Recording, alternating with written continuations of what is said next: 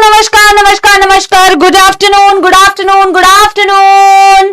कैसे हैं आप लोग? एक बारी मुझे बता दीजिए, ऑडियो वीडियो क्लियर है क्या मेरे प्यारे प्यारे बच्चों? Yes, am I audible, am I visible? Good afternoon. क्या मेरे प्यारे प्यारे जग से न्यारे सपोलो को नजर आ रही है आपकी प्यारी प्यारी जग से न्यारी समाप्ति मैम? आज है बेटा रिप्रोडक्टिव हेल्थ का लेक्चर नंबर 6। ऑलमोस्ट आज हमारे मैक्सिमम टॉपिक्स कंप्लीट हो जाएंगे। अगली जो क्लास होगी उसमें बचे हुए कुछ टॉपिक्स कंप्लीट करेंगे। हो सकता है इनफर्टिलिटी थोड़ा सा बच जाए या पूरा बच जाए, और साथ में क्वेश्चन प्रैक्टिस तपस्या सीरीज वो हम अगले क्लास में करेंगे। लेकिन बेटा उसको करने से पहले आज के टॉपिक्स बेटा है voice is cracking. Is voice cracking? Okay, मैं चेक करा लेती हूं, मैं वॉइस चेक करा लेता हूं। वॉइस क्रैक कर रहा है, वॉइस क्रैक कर रहा है, please check. Yes yes yes yes, voice low करूं? चलिए वॉइस लो करवा देते हैं, वॉइस लो करवा देते हैं। चलिए, वॉइस क्रैक कर रहा है बेटा। आज तक तुम्हारा जो दिमाग क्रैक कर रहा था, मैंने कुछ बोला? जो तुम बेटा ऐसे गंदे गंदे आंसर्स देते हो, डाउट्स पूछते हो, जो तुम्हारा दिमाग क्रैक्ड है, मैंने कुछ बोला? वॉइस क्रैक है तो वॉइस क्रैक, वॉइस क्रैक। मैं तो चलो ठीक करा ले रही हूँ वॉइस क्रैक का, तुम अपने बेटा सिस्टम को कैसे ठीक कराओगे भाई? चलो सुनो, आज के टॉपिक से बेटा मैं वॉइस को ठीक करवा रही हूं, मैं वॉइस ठीक करवा रही हूं। हमारे आज के टॉपिक से बेटा medical termination of pregnancy, sexually transmitted disease. ये बेटा शायद हो भी पाए, शायद नहीं भी हो पाए, देखते हैं कितना हो पाता है कितना नहीं हो पाता। लेकिन हमने कल बेटा एक टॉपिक को अधूरा छोड़ा हुआ था, उस टॉपिक को कंप्लीट करेंगे। और पहले कल की क्लास को एक बार क्विकली रिवाइज करते हैं, जहां हमने हार्मोनल आईयूडी, ओरल कॉन्ट्रासेप्टिव्स के बारे में पढ़ा था। हमने बेटा last permanent method of contraception भी स्टार्ट किया था, बस एक एक पॉइंट उसके बच गए हैं। इमरजेंसी कॉन्ट्रासेप्टिव्स बच गए। तूने ठीक किया ना थोड़ा बहुत, या नहीं किया? अभी तो मैं धीरे बोल रही हूँ, जोर से बोलते के वक्त में क्रैक हो रहा था। तूने ठीक किया कुछ? ठीक है ना? ओके, हाँ ठीक है। चलो अभी सुनो, तुमको डेट से एकदम प्यार हो गया है। डेट लिख दो मैम, डेट लिख दो मैम। आज का दिनांक है बेटा 21 जून 2024। एक बार क्विकली रिवाइज करें बेटा। हमने हार्मोनल आईयूडी के बारे में क्या पता था? जल्दी समाप्ति एक्सप्रेस शुरू करते हैं बेटा। अपनी नोटबुक बंद कर दो, अपनी किताबें बंद कर दो, एनसीईआरटी बंद कर दो। एक बारी फटाफट से रिवाइज करते हैं। हमने हार्मोनल आईयूडी के बारे में पढ़ा था मैम। हार्मोनल आईयूडीज में होते हैं जैसे LNG-20 या प्रोजेस्टासर्ट, इसमें होता है प्रोजेस्टेरॉन। तो मैम ये आपको लगातार मैंने आपको बताया था ना कि फीमेल रिप्रोडक्टिव सिस्टम अगर आप देखो तो इसमें हर एक पार्ट पर एक्ट कर सकता है। हालांकि एनसीईआरटी ने हर एक पार्ट के बारे में बताया नहीं है। आप चाहो तो केवल एनसीईआरटी वाला भी याद रख सकते हो बेटा, कोई भी प्रॉब्लम वाली बात नहीं है। जैसे हमने कहा था कि हार्मोनल आईयूडी सबसे पहले बेटा ओवरी पर एक्ट करता है, और ओवरी पर एक्ट करके ओव्यूलेशन को रोक देता है। ओव्यूलेशन को कैसे रोकता है मैम? क्योंकि जब भी आपके बॉडी में प्रोजेस्टेरॉन ज्यादा होगा, तो प्रोजेस्टेरॉन या फिर प्रोजेस्टेरॉन ईस्ट्रोजन कॉम्बिनेशन में ज्यादा होंगे, तो वो सबसे पहले GnRH, FSH और LH को इनहिबिट कर देंगे। जब इनको इनहिबिट कर देंगे तो ऑब्वियस सी बात है फॉलिकल्स नहीं होंगे, फॉलिकल्स नहीं होंगे तो ओव्यूलेशन नहीं होगी। So it will stop ovulation. It will act on the fallopian tube, इसकी बेटा एक्टिविटी को कम कर देंगे, मोटिलिटी को कम कर देंगे। इट विल एक्ट ऑन बेटा यूटेराइन एंडोमेट्रियम, यूटेराइन एंडोमेट्रियम को अनस्यूटेबल बना देंगे for implantation. Ma'am it will act on the uterine cervix, और सर्विक्स पर एक्ट करके सर्विक्स की म्यूकस को बोलते हैं कि होस्टाइल बना देते हैं स्पर्म के लिए। होस्टाइल मतलब कि भैया खतरनाक बना देते हैं। क्यों? क्योंकि भाई वो थिकनिंग कर देते हैं सर्वाइकल म्यूकस की, और जब उसकी थिकनिंग हो जाती है बेटा तो स्पर्म उससे आगे असेंड नहीं हो पाते। क्या बेटा कोई भी समस्या है? ये तो इतनी इजी पॉइंट्स है, जल्दी बताओ। इतने इजी पॉइंट्स है बेटा, इतने इजी पॉइंट्स है। यस और नो जल्दी से मुझे बताएंगे बेटा। एक दिल बना दो, एक दिल बना दो और बताओ क्या ये पॉइंट्स याद रखना कहीं से भी कठिन है बेटा? इतना आसानी से आप याद रख सकते हो जो तरीका मैंने आपको बताया है ना? Yes yes. आगे बेटा हमने क्या बोला कि ओरल कॉन्ट्रासेप्टिव्स फिर आए। इनमें तो ईस्ट्रोजन नहीं था, पर ओरल कॉन्ट्रासेप्टिव्स आए। एक करेक्शन भी मुझे करानी है बेटा, SERM की फुल फॉर्म में थोड़ी सी दिक्कत है, वो मैं करेक्शन करा दूंगी। फिर बेटा ओरल कॉन्ट्रासेप्टिव्स याद करो। जो ओरल बोल रहे हैं, खा रहे हैं, टैबलेट्स है, पिल्स के नाम से आते हैं बच्चों। पिल्स के नाम से आते हैं। और ये जो ओरल कॉन्ट्रासेप्टिव्स होते हैं मैम, ये दो तरीके के होते हैं। एक होते हैं मिनी पिल्स यानी कि जिनमें सिर्फ प्रोजेस्टेरॉन है, या फिर कंबाइंड पिल्स मैम जिनमें प्रोजेस्टेरॉन ईस्ट्रोजन कॉम्बिनेशन में है। देखो जिसमें भी सिर्फ प्रोजेस्टेरॉन होगा उसके काम करने का तरीका तो मैम यही होगा, लेकिन जिसमें प्रोजेस्टेरॉन ईस्ट्रोजन है ना, उसका और इसके काम करने का तरीका बस एक थोड़ा सा चीज, एक अंतर था। हमने कहा था मैम एक इस तरीके की टैबलेट का पैकेट आता है, और जब हम ओरल कॉन्ट्रासेप्टिव्स लेते हैं, मैं सहेली की बात नहीं कर रही हूं, मैं सहेली को छोड़ के बाकी सारे ओरल कॉन्ट्रासेप्टिव्स की बात कर रही हूं, कि मैम जैसे हम बोलते हैं कि 1 से लेके 5 दिन का मेंस्ट्रुअल साइकिल, फर्स्ट 5 डेज जो होते हैं मेंस्ट्रुअल साइकिल में से उनमें से किसी भी एक दिन आप ओरल कॉन्ट्रासेप्टिव को लेना स्टार्ट कर सकते हो, preferably with in first 5 days. मैं कह रही हूं 5th डे से लेना आपने चालू किया, जब भी आप लेना चालू करोगे बेटा तो आप लगातार 21 दिनों के लिए उसे लोगे, लगातार 21 डेज के लिए बेटा आप उसे कंटिन्यूअसली लोगे। तो अगर 5th डे से चालू किया तो आपने बेटा उसे कब तक लिया, आपने 25th डे तक लिया, आपने 21 दिनों तक उसे कंटिन्यूअसली लिया।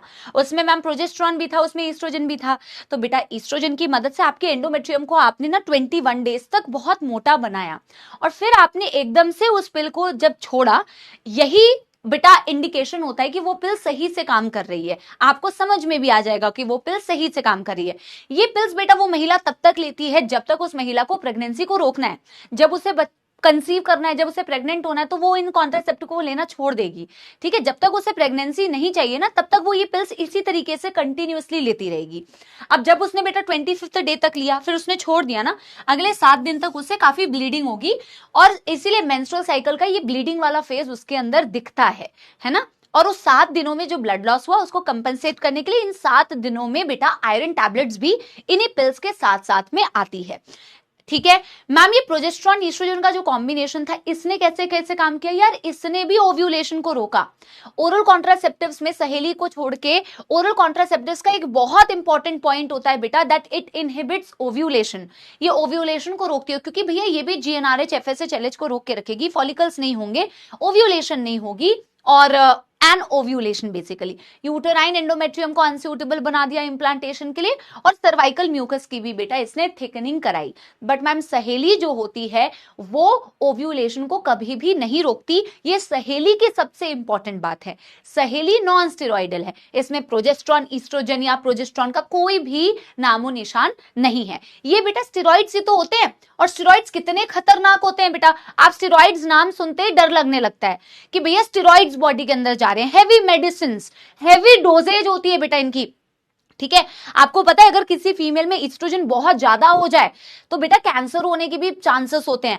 आप इनके आज साइड इफेक्ट्स में आपको लिखवाऊंगी ना, जिसमें नॉजिया होता है, इरेगुलर मेंस्ट्रुअल साइकिल्स आते हैं, ब्रेस्ट कैंसर की भी बहुत ज्यादा संभावना होती है अगर आप एबनॉर्मल तरीके से ईस्ट्रोजन को बॉडी में इंक्रीज कर दोगे, जो इन टैबलेट्स का ऑफ कोर्स बेटा किसी भी कॉन्ट्रासेप्टिव का साइड इफेक्ट दिखता है। सहेली हैज लीस्ट साइड इफेक्ट, शायद ये लीस्ट साइड इफेक्ट आपने लिखा नहीं है पॉइंट, आप चाहो तो कहीं पे सहेली के बारे में लिख सकते हो, क्योंकि भैया उसके पास कोई ऐसा स्टेरॉइड नहीं है, उसमें सेंट क्रोमान होता है। और सेंट क्रोमान कैसे काम करता है मैम, वो ईस्ट्रोजन के रिसेप्टर्स को मॉडिफाई कर देता है, मॉड्यूलेट कर देता है।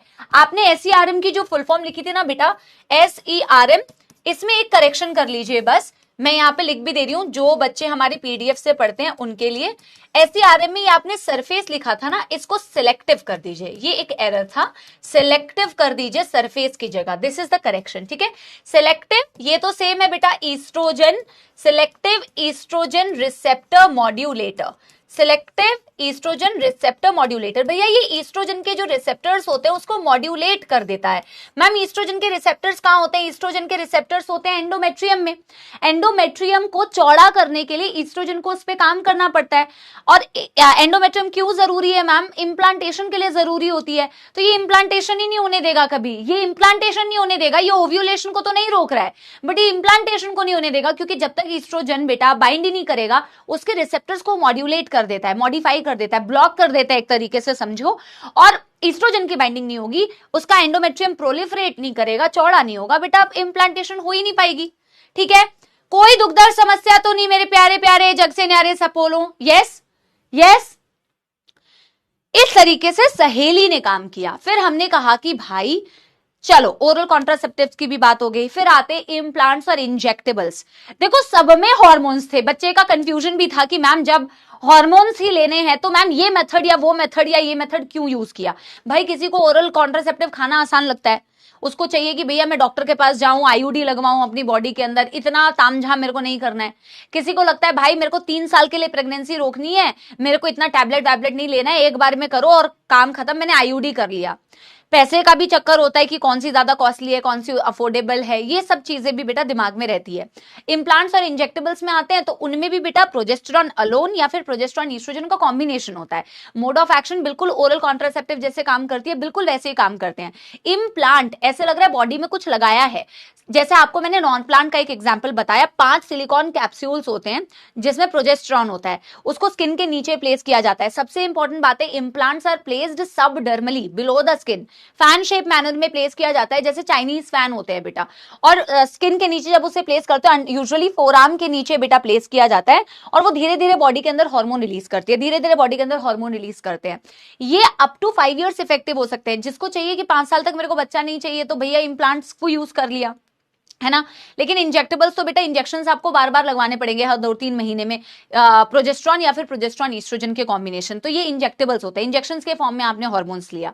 आईयूडी अप टू 2-3 इयर्स बेटा इफेक्टिव होते हैं, तो डिपेंड करता है आपको कितनी इफेक्टिविटी भी चाहिए, उसके अनुसार भी आप कॉन्ट्रासेप्टिव मेथड यूज करते हो। फिर हमने बेटा जो टॉपिक स्टार्ट किया था, मैंने 5 बोला क्या, हाँ 6 सिलिकॉन कैप्सूल, 6 सिलिकॉन कैप्सूल, ठीक है, मेरे मुंह से निकल गई, गलती हो गई, माफी दे दो भाई, ठीक है। हाँ फिर बेटा हमने कहा, मैंने 5 कैसे बोला मुझे समझ नहीं आया, चलो मुंह से ही बोला है बेटा ऑब्वियसली, ठीक है। अब सुनो, फिर हमने बोला कि सर्जिकल मेथड्स होते हैं, इन्हें स्टेरिलाइजेशन भी कहा जाता है। स्टेराइल मतलब पता है क्या है, एक होता है स्टेराइल, एक होता है इनफर्टाइल। किसी को पता है, कोई मुझे बताएगा स्टेराइल या इनफर्टाइल, क्योंकि आज हम इनफर्टिलिटी भी शायद थोड़ा सा टॉपिक को तो टच कर ही सकते हैं। किसी को पता है what is the difference between sterility and infertility, या दोनों सेम होते हैं? मेरी जुबान टूट गई, ये बच्चा कह रहा है, नालायक। हाँ, स्टेराइल का मतलब होता है बेटा, कई जैसे ना आप इवोल्यूशन में, मैं आपको इवोल्यूशन नहीं, पहले एनिमल हस्बेंड्री पढ़ाते थे आपके, में एनिमल हस्बेंड्री चैप्टर को तो हटा दिया है, तो ना वो क्रॉस किया जाता था बेटा डोंकी और हॉर्स के गैमीट्स को। हाँ, स्टेराइल और इनफर्टाइल में डिफरेंस होता है। स्टेराइल जो होते हैं, यूजुअली स्टेरिलिटी वर्ड यूज किया जाता है ऐसे लोगों के लिए या ऐसे ऑर्गेनिजम्स के लिए जो बच्चे पैदा ही नहीं कर सकते। जो बच्चे पैदा ही नहीं कर सकते उनको स्टेराइल बोलते हैं। इनफर्टाइल बेटा उन लोगों के लिए वर्ड यूज किया जाता है जिनमें शायद बच्चे पैदा करने की कैपेबिलिटी है, लेकिन उनके बॉडी में शायद 1 या 2 या 3 कोई प्रॉब्लम है जिसकी वजह से वो बच्चे पैदा नहीं कर पा रहे, बट आप उनकी अगर हेल्प करें, उनका ट्रीटमेंट करें तो वो बच्चे पैदा कर सकते हैं, तो उन्हें इनफर्टाइल बोला जाता है। स्टेराइल का मतलब होता है यूजुअली अब वो केपेबल नहीं है बच्चे पैदा करने के लिए, तो इन्हें ना स्टेरिलाइजेशन टेक्निक्स बोलते हैं। इसको मैं लास्ट में एक नोट डाल के लिखवाऊंगी, जो आपने वैसेक्टोमी और ट्यूबेक्टोमी पढ़ी। स्टेरिलाइजेशन टेक्निक क्यों बोला, क्योंकि भैया इसका जब आप इस्तेमाल करते हैं, एक तो ये इरिवर्सिबल प्रोसेस है, क्योंकि एक बारी बेटा वैस डिफरेंस कट गई, फैलोपियन ट्यूब कट गई, आपने गैमीट का जो रास्ता था उसी को ब्लॉक कर दिया, अब वापस से उसको रिवर्सिबल करना, जोड़ना, इट्स नेक्स्ट टू बेटा इम्पॉसिबल, तो इट्स अ इरिवर्सिबल मेथड, इसीलिए इसे स्टेरिलाइजेशन टेक्निक भी बोलते हैं, ठीक है। अब बेटा मैं आपको कल के टॉपिक से, अच्छा एक बच्चे का ना ये डाउट था कि ये चीज मैम क्या निकली हुई है, इसको मैं एक बारी एड्रेस कर देती हूँ, लेकिन आप लोग बेटा ना जब उसमें कमेंट खोल के देखती हूँ, कल मैंने एक वॉइस मैसेज भी किया था, आप लोग इतनी बातें करते हैं कि मैं क्या बताऊं, और मेरे को पता है कि आप लोग सुधरोगे नहीं, बट मैं क्या करूं, मैं खोल के देखती हूँ आप लोगों का क्वेश्चन, तो क्या बोलते हैं वो कमेंट सेक्शन, इतनी बातें लगी रहती है कि भैया उसमें से ढूंढ पाना ना एक टास्क है, समुद्र लगता है, समुद्र, इतनी बातें करते हो यार, है ना। बट उसमें एक ये था कि मैम ये जो कॉपर टी बनाई हुई है एनसीईआरटी में, जो कॉपर रिलीजिंग आईयूडी है, ये क्या दिखाया हुआ है बेटा, आपको पता है ये जो दिखाया हुआ है ना, ये एक धागा है, थ्रेड होता है मैम। ये थ्रेड क्या होता है, ये थ्रेड होता है बेटा, किसी भी हार्मोनल आईयूडी में भी देखोगे ना, THREAD, या फिर कॉपर रिलीजिंग आईयूडी में, आईयूडीज में यूजुअली ऐसे थ्रेड निकला होता है, और ये ऐसा जो शेप है ना बेटा, ऐसे समझो, ये जो टी है ना, इसे ऐसे बेंड कर सकते हैं,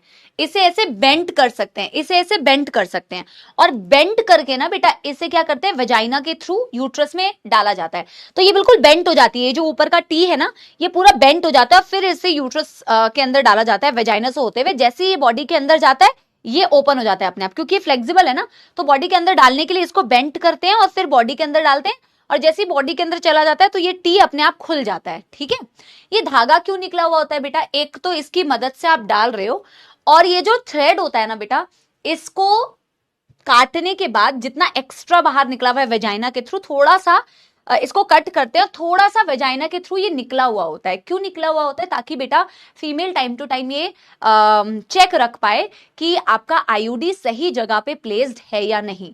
इसकी वजह से ये जो थ्रेड है ये थोड़ा सा वेजाइना से बाहर निकला हुआ होना चाहिए। ये इंडिकेशन देता है कि आपका आईयूडी सही जगह पे प्लेस्ड है। ठीक है, no it is not painful बेटा, it sounds painful but it is not painful. ठीक है, yes everyone, yes everyone. Purva बेटा it is progesterone only, progestogen is progesterone. ठीक है, चलो शुरू करें फिर बेटा। लास्ट आप ना कल का जो स्टेरिलाइजेशन में लास्ट एक टॉपिक, और आप लोगों के बहुत सारे डाउट्स थे, तो उन डाउट्स को भी मैं एड्रेस कर दूंगी आज। अब ये वैसेक्टॉमी और ट्यूबेक्टॉमी का लास्ट एक एक पॉइंट लिख लीजिए। कल हमने लिखा था कि जब वैसेक्टॉमी करनी होती है तो ये मेल्स में होता है, और वैसेक्टॉमी में आप स्क्रोटम पे एक छोटा सा इंसिजन लगा के वैस डिफरेंस को कट करते हैं और टाई करते हैं। ठीक है, इन द सेम वे जब आप ट्यूबेक्टॉमी की बात करते हैं तो ट्यूबेक्टॉमी में बेटा फैलोपियन ट्यूब को कट किया जाता है एब्डोमेन के थ्रू या वेजाइना के थ्रू, और कट करके उसे टाई कर दिया जाता है। चाहे वैसेक्टॉमी हो चाहे ट्यूबेक्टॉमी हो, जब आप वैस डिफरेंस या फिर बेटा फैलोपियन ट्यूब को कट कर रहे हो ना, तो बेसिकली आप ट्रांसपोर्ट को ब्लॉक कर रहे हो। आप क्या कर रहे हो बेटा, ट्रांसपोर्ट को ब्लॉक कर रहे हो, गैमीट का ट्रांसपोर्ट नहीं होने दे रहे। गैमीट की क्या जरूरत है मैम, अरे भाई गैमीट ही तो भाई फर्टिलाइजेशन और सारे कार्यक्रम को करेगा। आपने सिर्फ इसकी मदद से गैमीट के ट्रांसपोर्ट को रोका।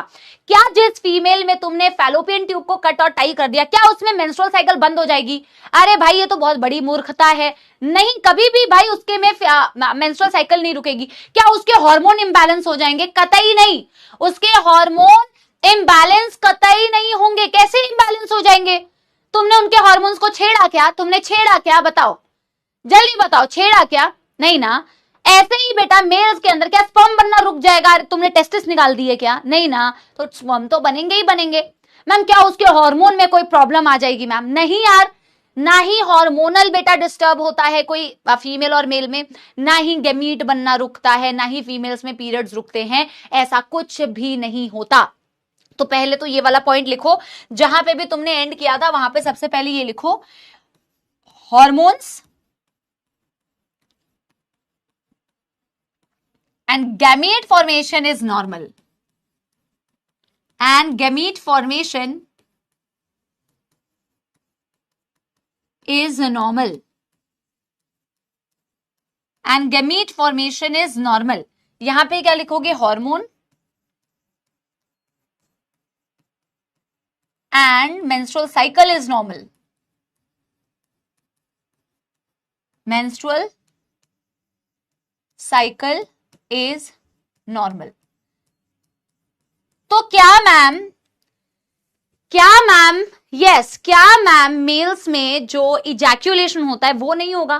बेटा ध्यान से सुनना, एक बहुत इंपॉर्टेंट में, हाँ रकीब बेटा मैं उस पे भी आती हूँ, मैं उस पे भी आती हूँ, उस वाले तेरे डाउट पे भी आती हूँ। क्रूता बेटा तेरे उस वाले डाउट पे भी आ रही हूं मैं। हाँ सुनो, अरे क्रूता का तो डाउट नहीं है, क्रूता कह रही है मैम प्लीज धीरे बोलिए, फिर उसने ऐसा मुंह बनाया है, ऐसा मुंह। क्रूता तेरा मुंह ऐसा दिख रहा है क्या? इतना भी तेज नहीं बोल रही यार, धीरे ही तो बोल रही हूँ यार, इसी मेरी आवाज ही जोर से, क्या करूं बेटा? गला लैडिंग्स हटा दूं अपना? बोलने वाली थी मैं गला काट दूं क्या? अरे भाई तुम एक ही नंबर के सोतड़ू हो, वैसे भी सोतड़ू हो, लेजी हो, हाँ पढ़ते लिखते नहीं हो। अगर मैं भी बेटा ऐसे बोलने लग गई ना हार्मोन और गैमीट बेटा एक नॉर्मल होते हैं, और जो आप ट्यूबेक्टॉमी देखते हो उसमें हार्मोन और मेंस्ट्रुअल साइकिल नॉर्मल होते हैं। इसके बाद बेटा मैं आपसे ये पूछ रही थी कि मेल्स में जब इजैक्यूलेशन होता है तो ये बताओ, इजैक्यूलेशन में सीमन के थ्रू स्पर्म्स बाहर आएंगे या नहीं आएंगे? क्या करोगे तुम? बिल्कुल बेटा सो जाओगे, बिल्कुल सो जाओगे। ऐसे बोलूं? मेरा को तो बेटा आनंद आ जाएगा, मेरा लैरिंग्स ठीक हो जाएगा, है ना। जो वैसेक्टॉमी होती है बेटा, वैसेक्टॉमी में अगर आपसे पूछा जाए, वैसेक्टॉमी में बेटा अगर आपसे पूछा जाए कि क्या सीमन बाहर आता है, बेटा सीमन तो बाहर आता है बट सीमन में स्पर्म्स बाहर नहीं आते। क्योंकि अगर आप वो वाला रास्ता याद करो बेटा, याद करो वो दिन, हाँ भाई याद करो। मैं तो ऐसी, मेरा ना बेटा नेचुरल आवाज निकल जाता है क्लास में ना, मेरी वॉइस ऐसी निकलती है। आप मेरे से ऐसे मिलोगे तो शायद मेरी वॉइस आपको पहचान में ना आए, बट क्लास में एनर्जी होती है यार अलग टाइप की, तो क्लास की आवाज ऐसी होती है। बेटा ये देखना, तूने ये वैस डिफरेंस को कट कर दिया, ठीक है, वैस डिफरेंस को कट कर दिया, बट ये वाली यहां कट करके तूने टाई कर दिया, कट करके टाई कर दिया। इसे बनाना मत, इसे बनाना मत। अब बेटा ये होता था तुम्हारा यूरिनरी ब्लैडर, ये यूरिनरी ब्लैडर होता था, और ये यूरेथ्रा होता था, ये पीनस होता था, याद करो। तो यहां से बेटा स्पर्म तो नहीं आ रहे, बट ये सेमाइनल वेसिकल से बेटा फ्लूइड आ रहा है, और यहाँ प्रोस्टेट ग्लैंड से भी फ्लूइड आ रहा है, यहाँ बल्बोयूरेथ्रल ग्लैंड से भी फ्लूइड आ रहा है। यानी सेमाइनल प्लाज्मा तो निकल ही रहा है, बस सेमाइनल प्लाज्मा के साथ में स्पर्म्स नहीं निकल रहे। सिंपली आप ये बोल सकते हो कि मैम इजैक्यूलेशन तो होगा मेल्स में, बट इजैक्यूलेट में semen will come out without any sperms. तो मैम बच्चों का सवाल कल बहुत सारा था, मैम फीमेल में ओवा कहां जाएगी, या मेल्स में जो स्पर्म होंगे वो कहां जाएंगे।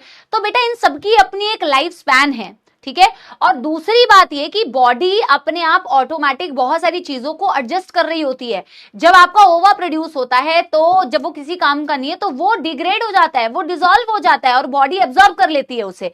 कोई भी ऐसी अनवांटेड चीज है बेटा, बॉडी का खुद का मैकेनिज्म है कि बॉडी उसको कैसे डिसइंटीग्रेट करती है और डिसॉल्व करती है।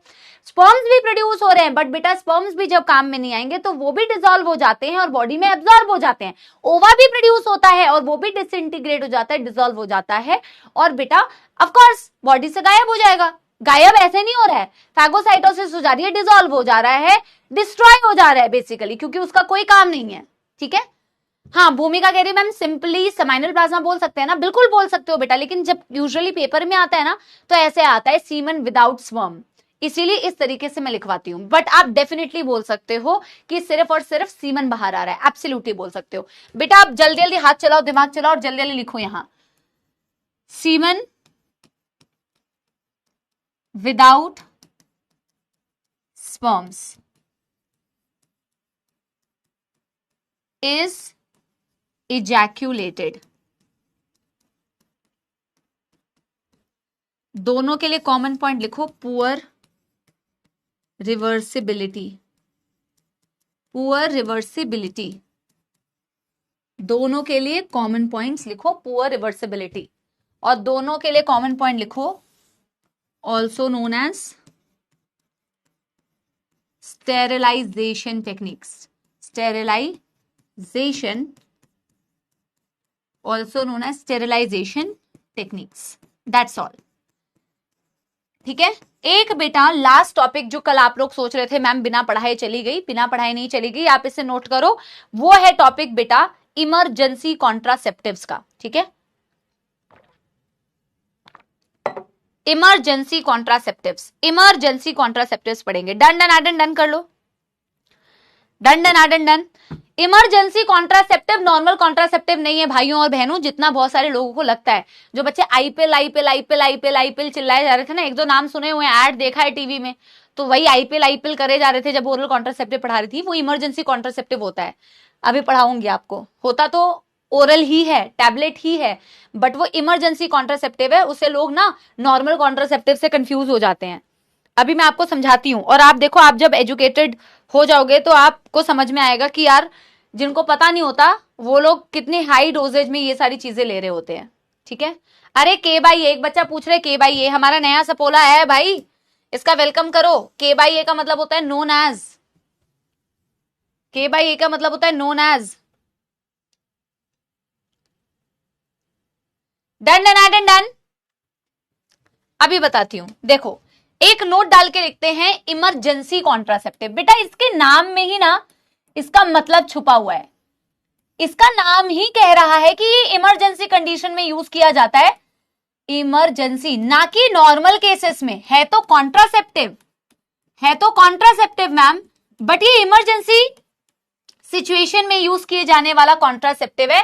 लोग अक्सर इसे कंफ्यूज करते हैं कि ये नॉर्मल कॉन्ट्रासेप्टिव जैसे बेटा यूज करने लगते हैं। वेलकम बडी, बडी का वेलकम हो रहा है, बडी नहीं सपोला है। हाँ भाई ये इमरजेंसी कॉन्ट्रासेप्टिव है। जैसे आपने अनवांटेड 72 नाम सुना है, आई पिल नाम सुना है ना।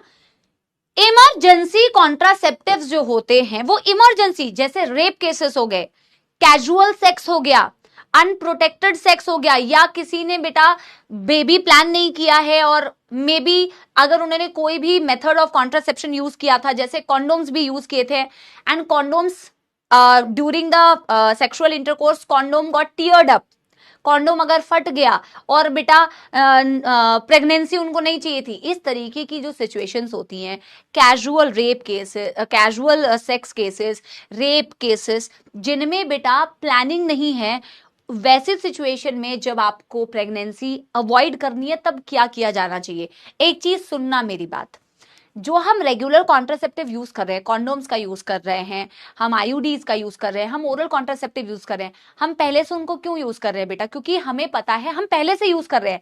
ऐसा नहीं है कि बेटा सेक्सुअल इंटरकोर्स किया और 2 दिन के बाद हमें याद आया अरे भाई अब हम टैबलेट ले लेते हैं, फिर आईयूडी लगा लेते हैं।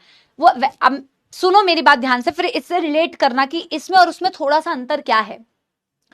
आप पहले से जानते हैं कि आप बेबी प्लानिंग नहीं करना चाहते, तो ऑलरेडी आप लोग ऐसे कॉन्ट्रासेप्टिव मेथड्स का यूज कर रहे हैं। इमरजेंसी कॉन्ट्रासेप्टिव्स की भैया सेक्सुअल इंटरकोर्स हो गया और हम पहले से कोई कॉन्ट्रासेप्टिव यूज नहीं कर रहे थे, अब प्रेगनेंसी ना हो इसके लिए कैसे क्या मेथड यूज किया जा सकता है इमरजेंसी सिचुएशन में। समझ रहे हो बेटा मेरी बात? यस बेटा, जिनको जो बोलना है बोले। तुम्हारी क्लास में बेटा वो स्पैमर्स की भी कमी नहीं है, कितना भी मतलब आप खुल के पढ़ाओ, नलायक, कुछ बच्चे नलायक ही रहेंगे, ठीक है। स्टेरिलाइजेशन इज अनदर नेम, खुशी बेटा ध्यान से सुनो, ठीक है। तो ऐसी सिचुएशंस में मैम आप इमरजेंसी कॉन्ट्रासेप्टिव्स रिकमेंड करोगे। ऐसी सिचुएशन में इमरजेंसी कॉन्ट्रासेप्टिव्स की भैया अब तो स्पर्म बॉडी के अंदर आ चुका है, अब हमें रोकना है कि इम्प्लांटेशन ना हो। तो ऐसी सिचुएशन में बेटा प्रोजेस्टेरॉन या प्रोजेस्टेरॉन ईस्ट्रोजन कॉम्बिनेशंस बॉडी में दिए जाते हैं, पिल्स के फॉर्म में भी दिए जाते हैं, आईयूडी के फॉर्म में भी दिए जाते हैं। सो एनसीईआरटी खुद लिखती है इमरजेंसी कॉन्ट्रासेप्टिव्स में you give the patient progesterone या फिर progesterone oestrogen combinations in the form of pill or you give them IUD intrauterine devices, but ये जब भी आप पेशेंट को दोगे विदिन 72 आवर्स दोगे। विदिन 72 आवर्स इसीलिए दोगे कि भैया 72 आवर्स के बाद इम्प्लांटेशन के चांसेस बहुत ज्यादा बढ़ जाते हैं, इसीलिए तो पिल का नाम भी होता है अनवांटेड 72 आवर्स के अंदर दिया जाता है। आई पिल, इनमें प्रोजेस्टेरॉन होता है बेटा, आई पिल नाम रख दिया है, इमरजेंसी पिल है, ई पिल की जगह आई पिल नाम रख दिया है, ये इमरजेंसी कॉन्ट्रासेप्टिव है। अब एक और बात बेटा सुनना, एक और बात बेटा सुनना, लोग अक्सर क्या करते हैं, इतनी हाई डोज होती है बेटा इनके अंदर प्रोजेस्टेरॉन की कि लोग इन्हें ना आईपिल को नॉर्मल सेक्स करने के बाद अगर आपको नहीं चाहिए बच्चा तो आप आईपिल ले रहे हो। इनमें इतना हाई डोजेज होता है कि अगर आप इसको बहुत frequently as a contraceptive use करोगे, ये नॉर्मल कॉन्ट्रासेप्टिव नहीं है, ये क्या है, इमरजेंसी कॉन्ट्रासेप्टिव। सिर्फ इमरजेंसी में, नाम ही इमरजेंसी, इमरजेंसी में ही यूज करना चाहिए। हैवी ब्लीडिंग होती है उसके बाद में, तो लोग नॉर्मल ओरल कॉन्ट्रासेप्टिव यूज करने की जगह इमरजेंसी को यूज करने लग जाते हैं प्रेगनेंसी को रोकने के लिए। उससे कई ज्यादा बेहतर है कि आप नॉर्मल ओरल कॉन्ट्रासेप्टिव्स को यूज करें। इन एक ट्रेंड बन गया है कि आप आईपिल यूज कर लो भैया, तो it's not to be use बेटा एज अ रेगुलर कॉन्ट्रासेप्टिव। ये रेगुलर कॉन्ट्रासेप्टिव नहीं है, ये सिर्फ इमरजेंसी सिचुएशन में प्रेगनेंसी को रोकने के लिए। आप लोगों को मेरी बात समझ में आ गई? आप लोगों को मेरी बात समझ में आ गई? Yes everyone, it's not a normal oral contraceptive, it's only to be used during the emergency condition. आप इसको नॉर्मल कॉन्ट्रासेप्टिव मेथड यूज कर रहे हैं, हम तो वैसे वाला नहीं है ये, ठीक है ना, नाम ही है इसका इमरजेंसी कॉन्ट्रासेप्टिव। इससे ज्यादा ज्ञान की आपको जरूरत नहीं है, लिखिए इसको। As the name suggest, as the name suggests these are to be used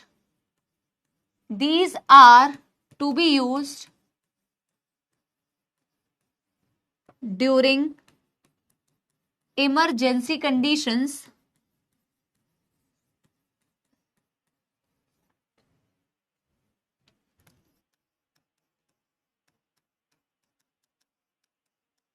like rape cases,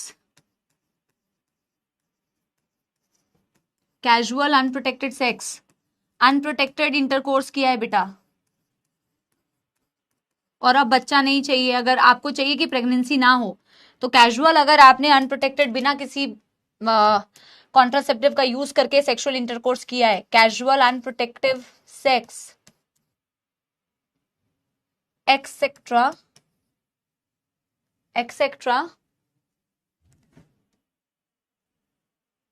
These are to be used during sex. फिर हमने क्या लिखना है? प्रोजेस्टेरॉन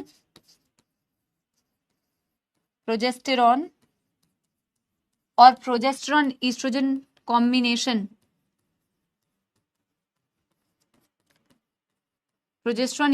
कॉम्बिनेशन, आप पिल दे सकते हो कोई, लाइक मैं यहाँ पे ब्रैकेट में लिख भी दे रही हूं, ब्रैकेट में आप लिख लो आईपिल। एनसीईआरटी में आईपिल नाम नहीं दिया हुआ, अनवांटेड 72 ये नाम भी नहीं दिया हुआ, आप सिर्फ एनसीईआरटी वाला भी याद रख सकते हो। Combination comma IUDs should be given, सबसे इंपॉर्टेंट है should be given within 72 hours बेटा, within 72 hours of coitus.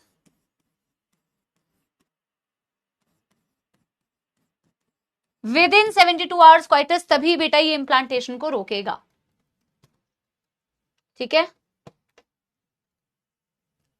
Yes. LNG-20 भी बिल्कुल बेटा दे सकते हैं, हार्मोनल आईयूडी है, प्रोजेस्टेरॉन है उसके अंदर, डेफिनेटली दे सकते हैं।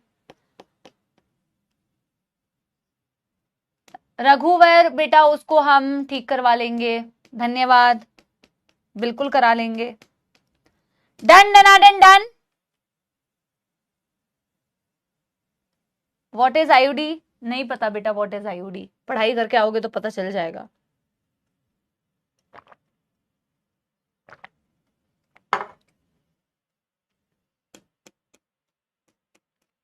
डन।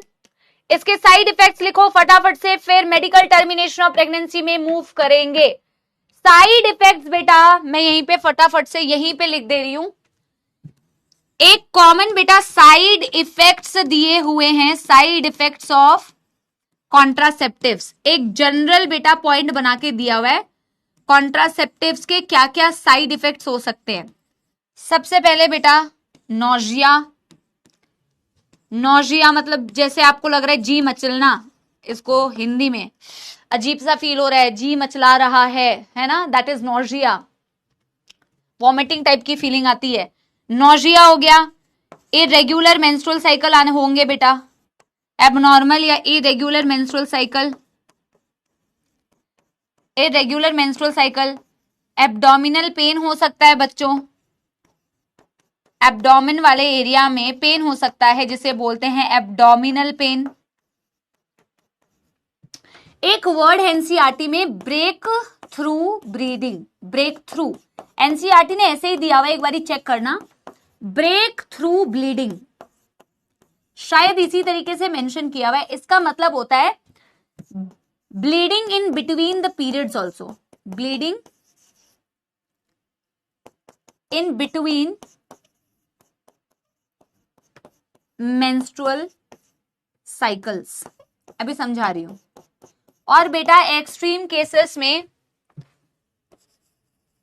ब्रेस्ट कैंसर के भी चांसेस दिखते हैं, ईस्ट्रोजन की क्योंकि मात्रा बहुत ज्यादा है इसीलिए, ईस्ट्रोजन की मात्रा बहुत ज्यादा है इसीलिए। यस यही है महजबीन, धन्यवाद बेटा।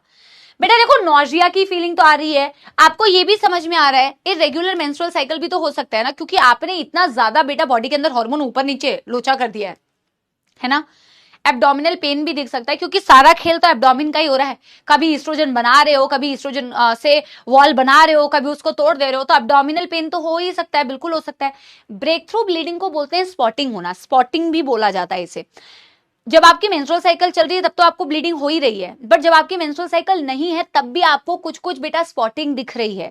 स्पॉटिंग का मतलब होता है फिर तब भी आपको ब्लीडिंग दिख रही है थोड़ी बहुत, तो वो ब्लीडिंग होना कहलाता है ब्रेक थ्रू ब्लीडिंग। जब मेंसेस खत्म हो गए आपके और एक मेंसेस से दूसरे मेंसेस के बीच में भी आपको स्पॉटिंग दिखना, वो भी इनका बेटा साइड इफेक्ट होता है।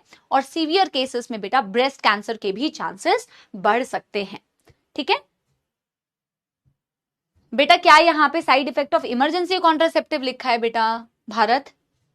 ये ओवरऑल कॉन्ट्रासेप्टिव के साइड इफेक्ट लिखे हुए ना यार, ठीक है।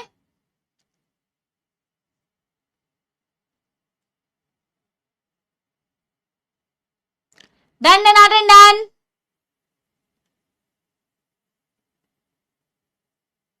Thank you Arpit. Yes everybody, बेटा जल्दी जल्दी डन कर लो। और बेटा थम्स अप, वो थम्स अप नहीं, वो दिल वाले बटन पे क्लिक कर दो, दिल वाले बटन पे बेटा क्लिक कर दो। यस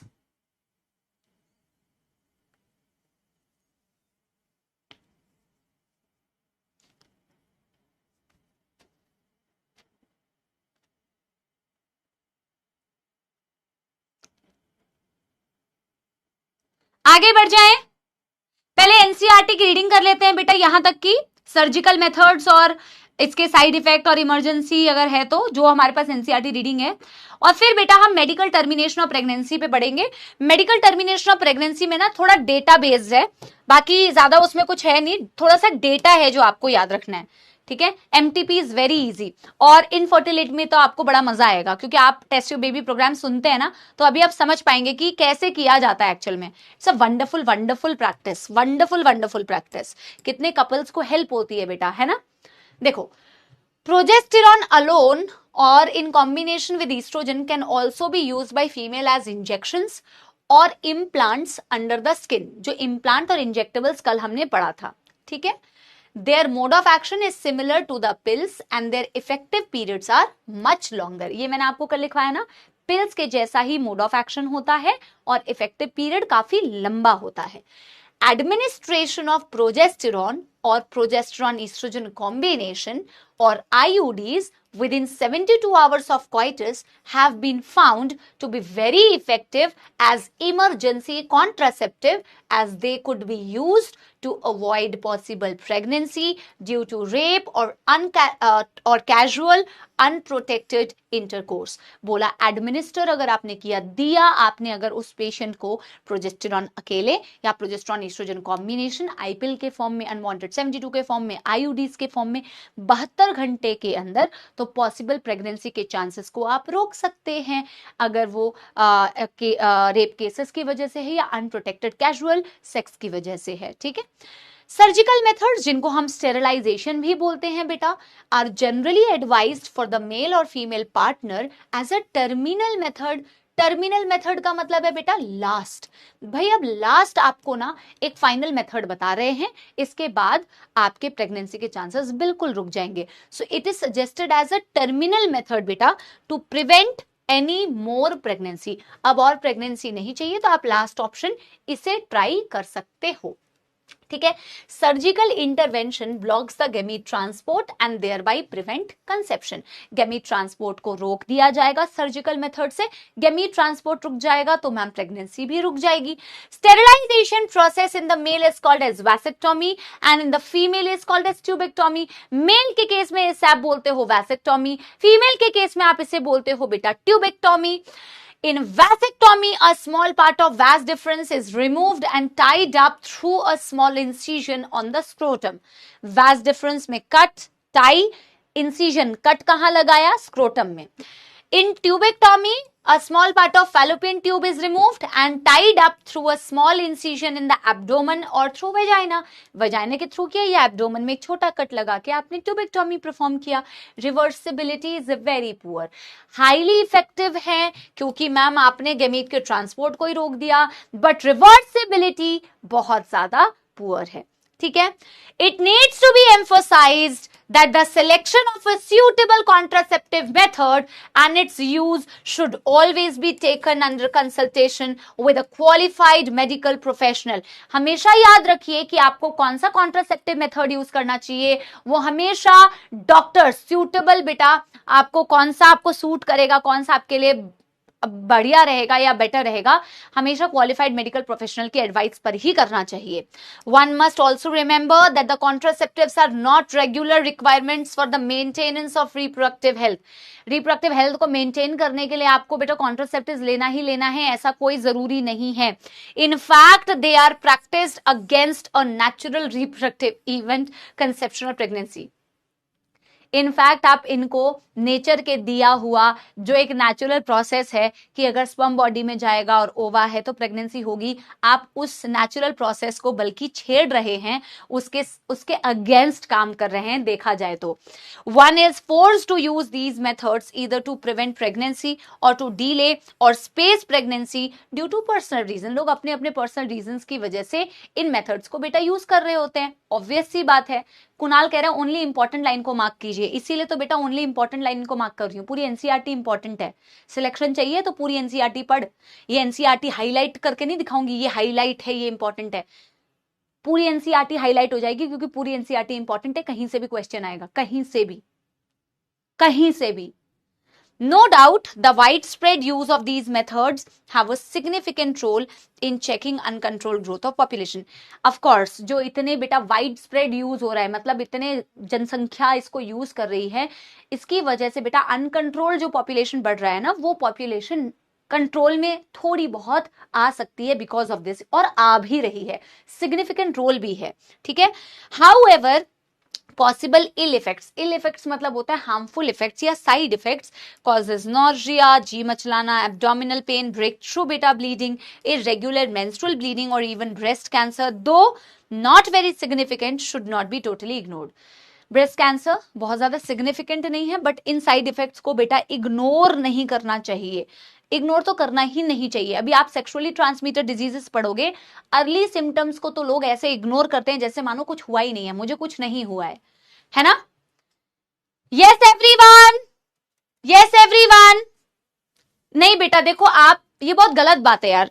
देखो सब अब नहीं, आप लोग ना किसी भी टीचर का नाम लेते हैं, बहुत गलत बात है.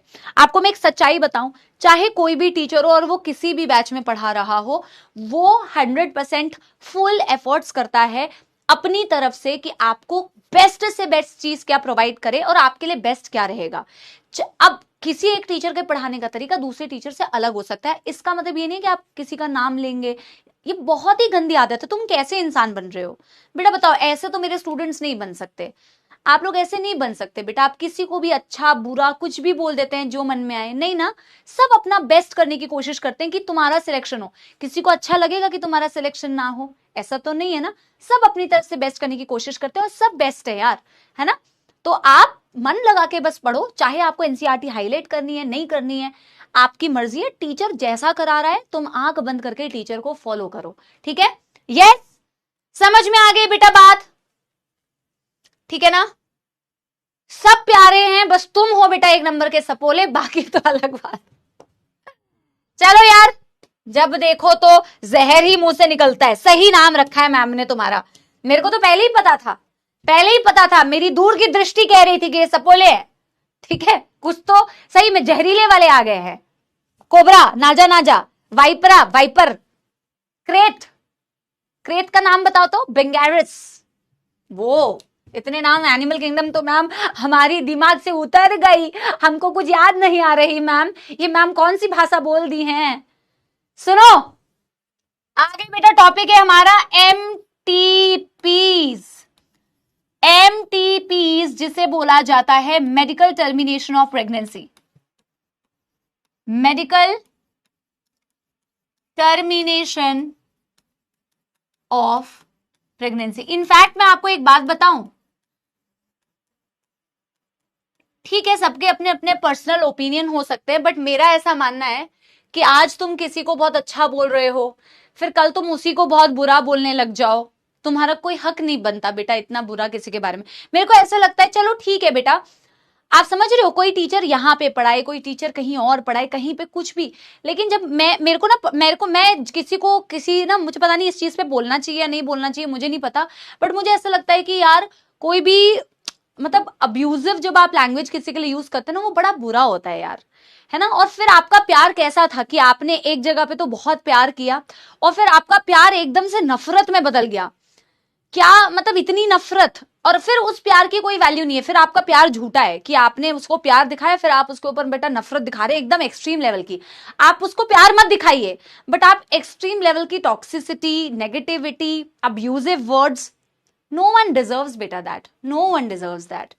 आपको एक अच्छा इंसान बनना है यार, आपको किसी से पढ़ना है आप पढ़िए, आपको किसी से नहीं पढ़ना आप मत पढ़िए, आपकी चॉइस हो सकती है, और मैं कोई नहीं होती हूं आपको ये बताने वाली कि आप इससे पढ़ो इससे मत पढ़ो, ठीक है। किसी टीचर से क्लिक करता है, किसी टीचर से क्लिक नहीं करता, और वो एब्सोल्युटली ओके है, हमारे साथ भी ऐसा होता था। बट मेरा पॉइंट कहने का मतलब है कि डोंट बी अब्यूजिव, ठीक है। कोई यहाँ पे पढ़ाता है तब तक आपको बहुत मतलब अच्छा लगता है, लेकिन जैसे अगर आप समझ रहे हो ना, मेरे को बोलना नहीं है, बट मेरा कहने का मतलब है भाई अब्यूजिव मत बनो यार। हर टीचर जहां पे भी जैसा भी पढ़ाता है बड़ी मेहनत से पढ़ाता है, बड़े दिल से पढ़ाता है, और अब्यूज तो बेटा कोई भी डिजर्व नहीं करता अनटिल अनलेस तुम्हारे साथ किसी ने कुछ बहुत ऐसा एक्सट्रीम बुरा कर दिया है।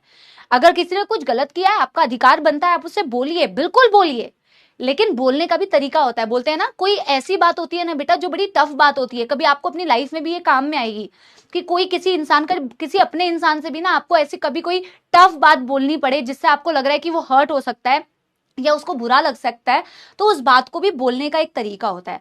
और ना आप देखना कितना डिफरेंस क्रिएट करेगा, सिर्फ एक बोलने का लहजा जो होता है ना, वो ह्यूज डिफरेंस क्रिएट करता है सामने वाले के रिस्पॉन्स में। आपने वही बात बोली बट आपने उस बात को अलग तरीके से बोला, तो देखना रिस्पॉन्स भी कितना अलग होगा। बिल्कुल सच बोलो, मैं तो कहती ही नहीं हूं कभी बटरिंग करो किसी की, अच्छा है तो अच्छा है, बुरा है तो बुरा है, लेकिन बोलने का एक तरीका होता है, और एक बेटा words should be very very selective, ठीक है। चलिए, यस एवरीबॉडी, चलिए चलिए चलिए चलिए। हाँ, एक बच्चा कह रहा है कि अरे मैं किसी का नाम नहीं बेटा, मैं अपनी बात कर रही हूं, ठीक है। हाँ, कह रहे एक देखो यार, ज्ञान भी इनको नहीं ले, बड़े आए हटो यहां से, कुछ बच्चे ज्ञान और ये वो, तुम तो ज्ञान भी नहीं लेना चाहते, कभी कभी तुम्हें ऐसे बोलना पड़ता है। Medical termination of pregnancy, terminate कर दिया प्रेगनेंसी को, मेडिकल टर्मिनेशन। हाँ, मैं थोड़ी इमोशन में भटक गई थी, और मैं किसी को भी बेटा पॉइंट आउट नहीं कर रही हूं, ये डिस्क्लेमर है, ये मेरे दिल की इच्छा थी। 2-3 साल से जब से मैं ऑनलाइन प्लेटफॉर्म में पढ़ा रही हूं ना, तब से मैंने ये चीज एक फील की है, तो इसीलिए मैंने आपसे बात कही है। आपने मेरे से अर्जुना में पढ़ा है, लक्ष्य में पढ़ा है, तुम काफी क्लोज हो मेरे से, तो तुमसे मैं काफी सारी बातें ऐसे कर सकती हूँ। You have seen me in these 2 years, ठीक है, तो इसीलिए तुमसे कभी कभी बहुत दिल की बात ऐसे निकलती है, एंड आई होप कि मैं तुमसे ये बातें बोल सकती हूँ, ठीक है। बट इसका कोई दूसरा गलत इंटेंशन, कोई गलत इरादा नहीं है, ये डिस्क्लेमर था। आप पढ़ते हैं बेटा अपना, ठीक है।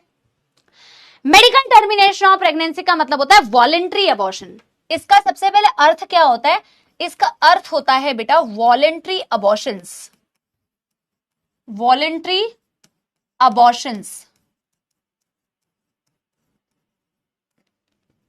वॉलेंट्री अबॉर्शंस और इंटेंशनल अबॉर्शंस, इंटेंशनल अबॉर्शंस, अपनी इच्छा से करे हुए, अपनी इच्छा से किए हुए अबॉर्शंस। वॉलेंट्री अबॉर्शंस, अपनी इच्छा से किए हुए अबॉर्शंस, ये कहलाते हैं मेडिकल टर्मिनेशन ऑफ प्रेगनेंसी। मतलब इच्छा से कोई क्यों टर्मिनेट करेगा मैम? इच्छा से कोई क्यों? अबॉर्शंस का मतलब पता है ना हिंदी में क्या बोलते हैं? हिंदी में क्या बोलते हैं बेटा? यस, सुनो सुनो सुनो सुनो, हिंदी में क्या बोलते हैं? जैसे आपने यूजुअली मूवीज में क्या सुना, बच्चा गिरा देना, ऐसा सुना है ना आपने? हिंदी वाले जो मूवीज में, टिपिकल मूवीज में दिखाया जाता है। अपनी इच्छा से टर्मिनेशंस या वॉलंटरी अबॉर्शंस अपनी मर्जी से, ऐसा नहीं है कि जब मर्जी मुंह उठा के अबॉर्शंस कर लो, नहीं भैया। हमारे देश में तो रूल्स बने हुए हैं, और हमारे देश में ये जो मेडिकल टर्मिनेशन ऑफ प्रेगनेंसी है, वॉलंटरी अबॉर्शंस है, ये तो 1971 में लीगलाइज किया गया था। इस पर्टिकुलर टॉपिक से बेटा डेटा बेस्ड क्वेश्चंस आते हैं, डेटा बेस्ड क्वेश्चंस आते हैं। तो हमारे यहाँ पे 1971 में मेडिकल टर्मिनेशन को लीगलाइज किया था, लीगल बेसिस पे एक्सेप्ट किया था।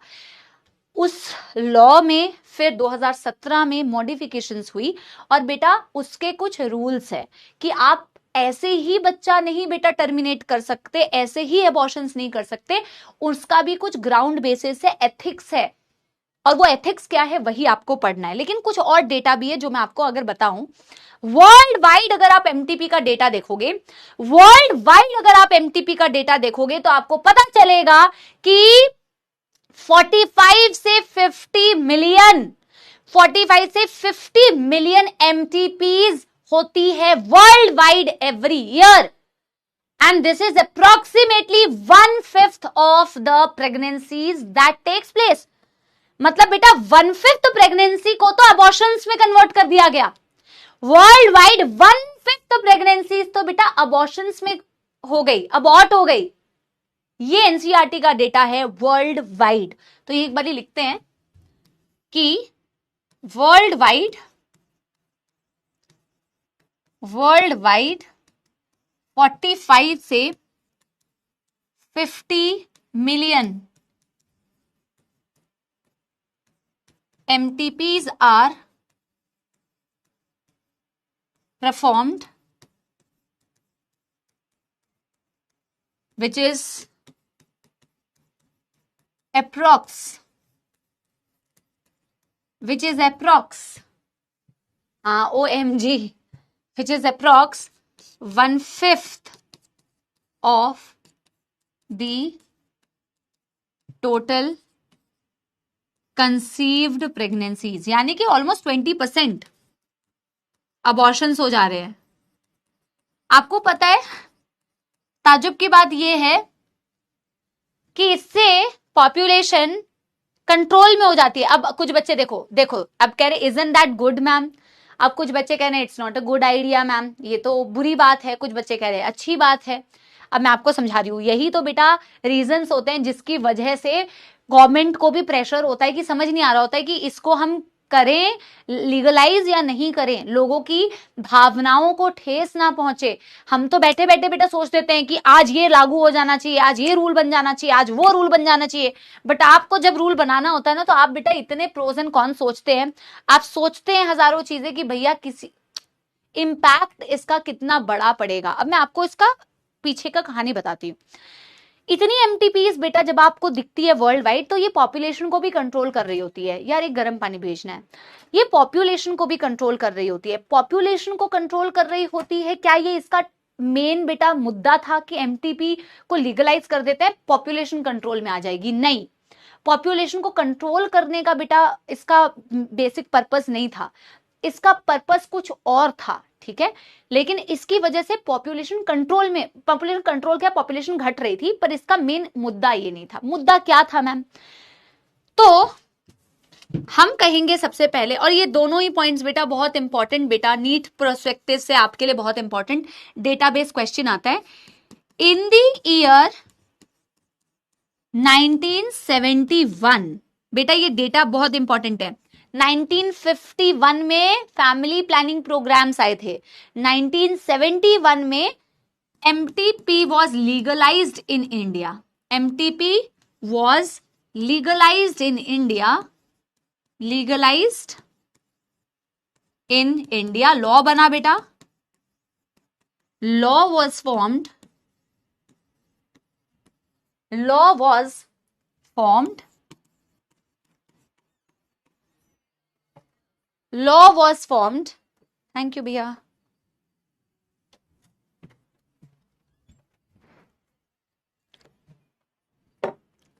law was formed,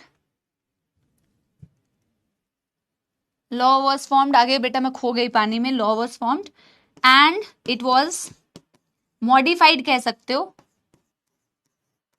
इसमें एक मॉडिफिकेशन आया in the year 2017। अब मेरी बात समझना बेटा, जैसे कि मैंने बोला there are certain ground basis, there are certain ground basis, भैया कोई रूल होने चाहिए, ground basis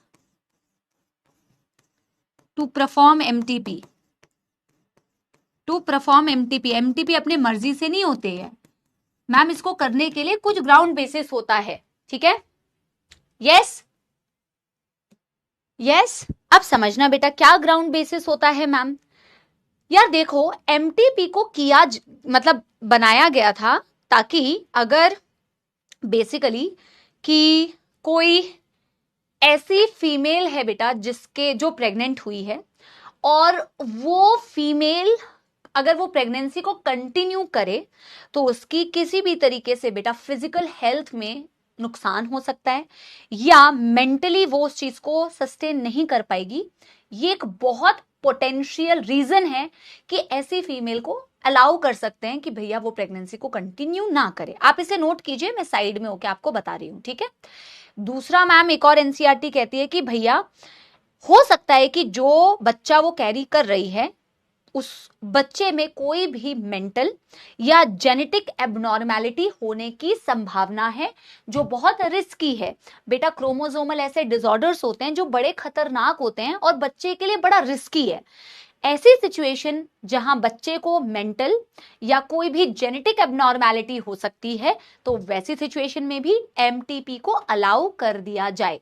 basic reason MTP abortions करने का यह था कि किसी भी रीजन से अगर मदर या बच्चे को कोई भी नुकसान या हार्म है तो एमटीपी कर दो। लेकिन लोग तो बेटा लोग हैं, कुछ तो लोग करेंगे, लोगों का काम है मिसयूज करना, छोड़ो एमटीपी के लॉर रूल को, कहीं आगे का लाइन नहीं बन रहा है। सुनो यार, साइड क्या होता है? साइड ही में तो थी मैं, साइड ही तो थी, नोट हो गया। पलक बेटा बिल्कुल, अगर रेप केसेस में देखो, रेप केसेस में सबसे पहले तो इमरजेंसी कॉन्ट्रासेप्टिव यूज करते हैं और अगर वो काम नहीं किया तो यस, डन डन डन हो गया है, आगे बढ़े। Done done done.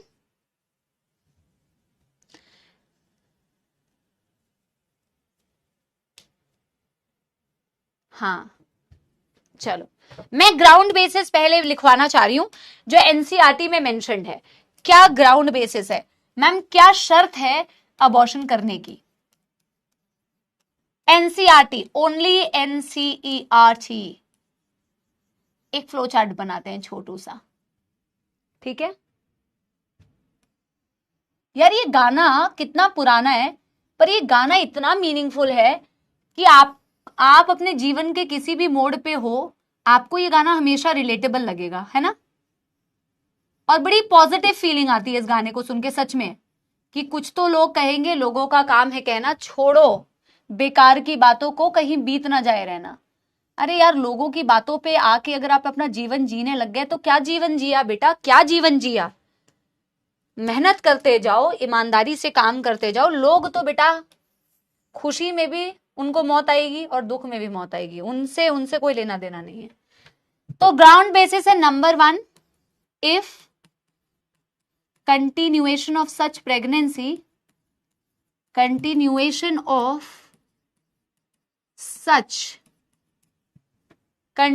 of such pregnancy may cause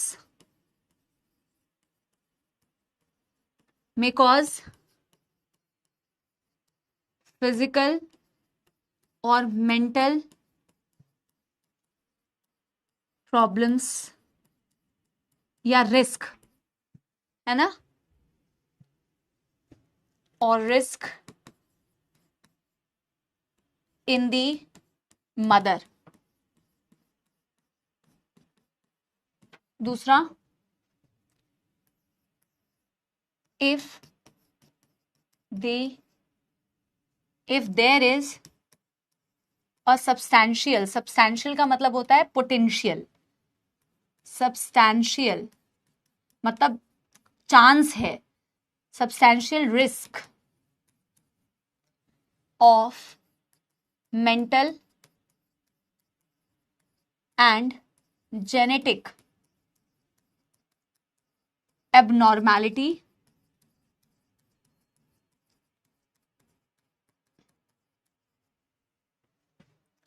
if the child is born.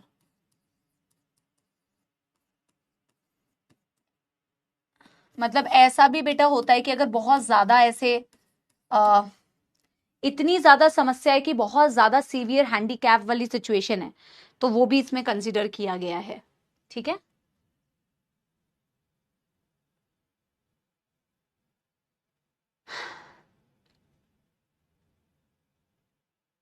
चलो अब हम बेटा जो 2017 में एमटीपी अमेंडमेंट एक्ट आई थी, एमटीपी अमेंडमेंट एक्ट मतलब जो एमटीपी मॉडिफाई हुआ था, उसके अकॉर्डिंग बेटा क्या रूल्स बने वो मैं आपको थोड़ा सा समझाने जा रही हूं। ठीक है,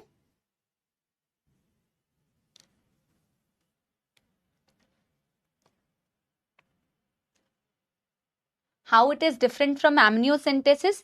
भाई एमनियोसेंटेसिस तो भैया टेस्ट होता है जिससे आपको जेनेटिक एबनॉर्मेलिटी पता चलती है, ये टेस्ट थोड़ी है। जब आपको जेनेटिक एबनॉर्मेलिटी पता चलती है तो अगर एबॉर्शंस करने हैं तो MTP is a abortion technique, MTP कोई डिटेक्शन टेक्निक थोड़ी है बेटा, है ना। Done done done done. Substantial मतलब बेटा पोटेंशियल, मतलब रिस्क है, अच्छा खासा रिस्क होना, मतलब एक रिस्क का चांस है, उसे सब्सटेंशियल रिस्क बोलते हैं। ठीक है, yes, done done done done. अब बेटा हम लिखते हैं अगेन फ्लो चार्ट में, ये पिछले 2 साल में ऐड हुआ था ये वाला। So according to MTP amendment act 2017, ground basis तो आपको पता चल गया ना कि क्या ग्राउंड बेसिस है हमारे लॉ के अकॉर्डिंग, वो दोनों ग्राउंड बेसिस है। ग्राउंड बेसिस के अलावा ऐसा नहीं है कि आप 7वें महीने में आके बोल रहे हैं कि हमें अबॉर्शन करना है, 8वें महीने में आके बोल रहे हैं हमें अबॉर्शन करना है ना। ऐसा नहीं है कि अपने मन से जब चाहा अबॉर्शन कर लिया, बिना डॉक्टर के एडवाइजरी पे आप कह रहे हैं 6 महीने में मेरे को अबॉर्शन करवाने हैं, 2 महीने में मुझे अबॉर्शन कराने हैं, डॉक्टर ने कुछ सजेस्ट ही नहीं किया है, तो अपने मन से नहीं करा सकते। वही हम देख रहे हैं 2017 का जो लॉ था उसके अकॉर्डिंग ये क्या कहना चाह रहे हैं। देखो अबॉर्शन करने का जो मुद्दा है वो ये दोनों है कि बच्चे और मां को नुकसान है, बट तब भी आप अपनी मर्जी से नहीं कर सकते, तब भी आपको डॉक्टर्स की एडवाइजरी की जरूरत पड़ेगी, और ये भी डिपेंड करेगा कि आप प्रेगनेंसी के कौन से महीने में हैं, किया जा भी सकता है या किया नहीं भी जा सकता, है ना। तो लिखा हुआ है number 1, if pregnancy is up to 12 weeks, 12 weeks यानी कि फर्स्ट ट्राइमेस्टर, याद आ रहा है बेटा, ट्राइमेस्टर्स याद आ रहे हैं आपको, ये याद आ रहा है मैम ने आपको पढ़ाया था, मैम ने आपको पढ़ाया था कौन से मंथ में कौन सा बॉडी पार्ट बनता है, विराट बिल्कुल सही, याद आ रहा है बेटा कौन से महीने में कौन सा बॉडी पार्ट बनता है। आपको मैंने ये बताया था फर्स्ट ट्राइमेस्टर यानी कि 12 वीक्स में most of the organ systems are formed, external genitalia is formed. तो 12 वीक के बाद से बहुत डेवलपमेंट होना चालू हो जाता है, लेकिन अप टू 12 वीक्स कंपैरेटिवली ज्यादा सेफ होता है बेटा एमटीपी। एमटीपी 12 वीक तक ज्यादा सेफ है, 12 वीक के बाद कंपैरेटिवली कम सेफ है ना। If pregnancy is up to 12 weeks यानी कि first trimester, where it is the safest, ये पॉइंट बहुत इंपॉर्टेंट है, where it is the safest to perform MTP, where it is the safest to perform MTP, safest to perform MTP It can be done under the opinion of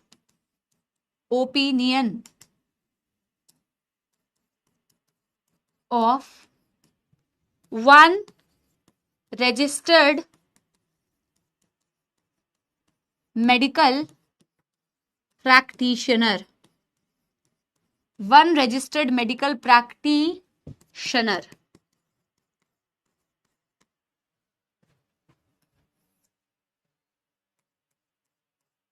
If pregnancy is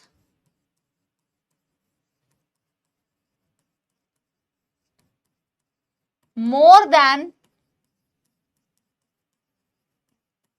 12 week but less than 24 week, MTP can be done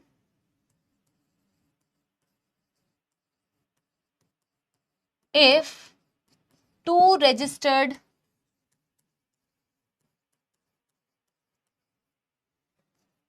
medical practitioners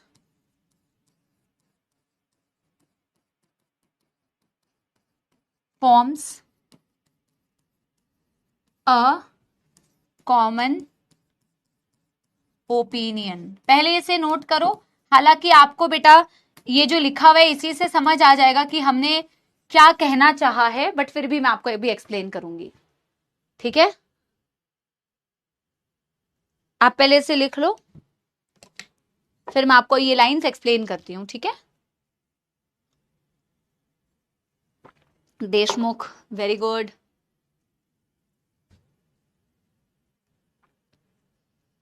जल्दी जल्दी कर लीजिए।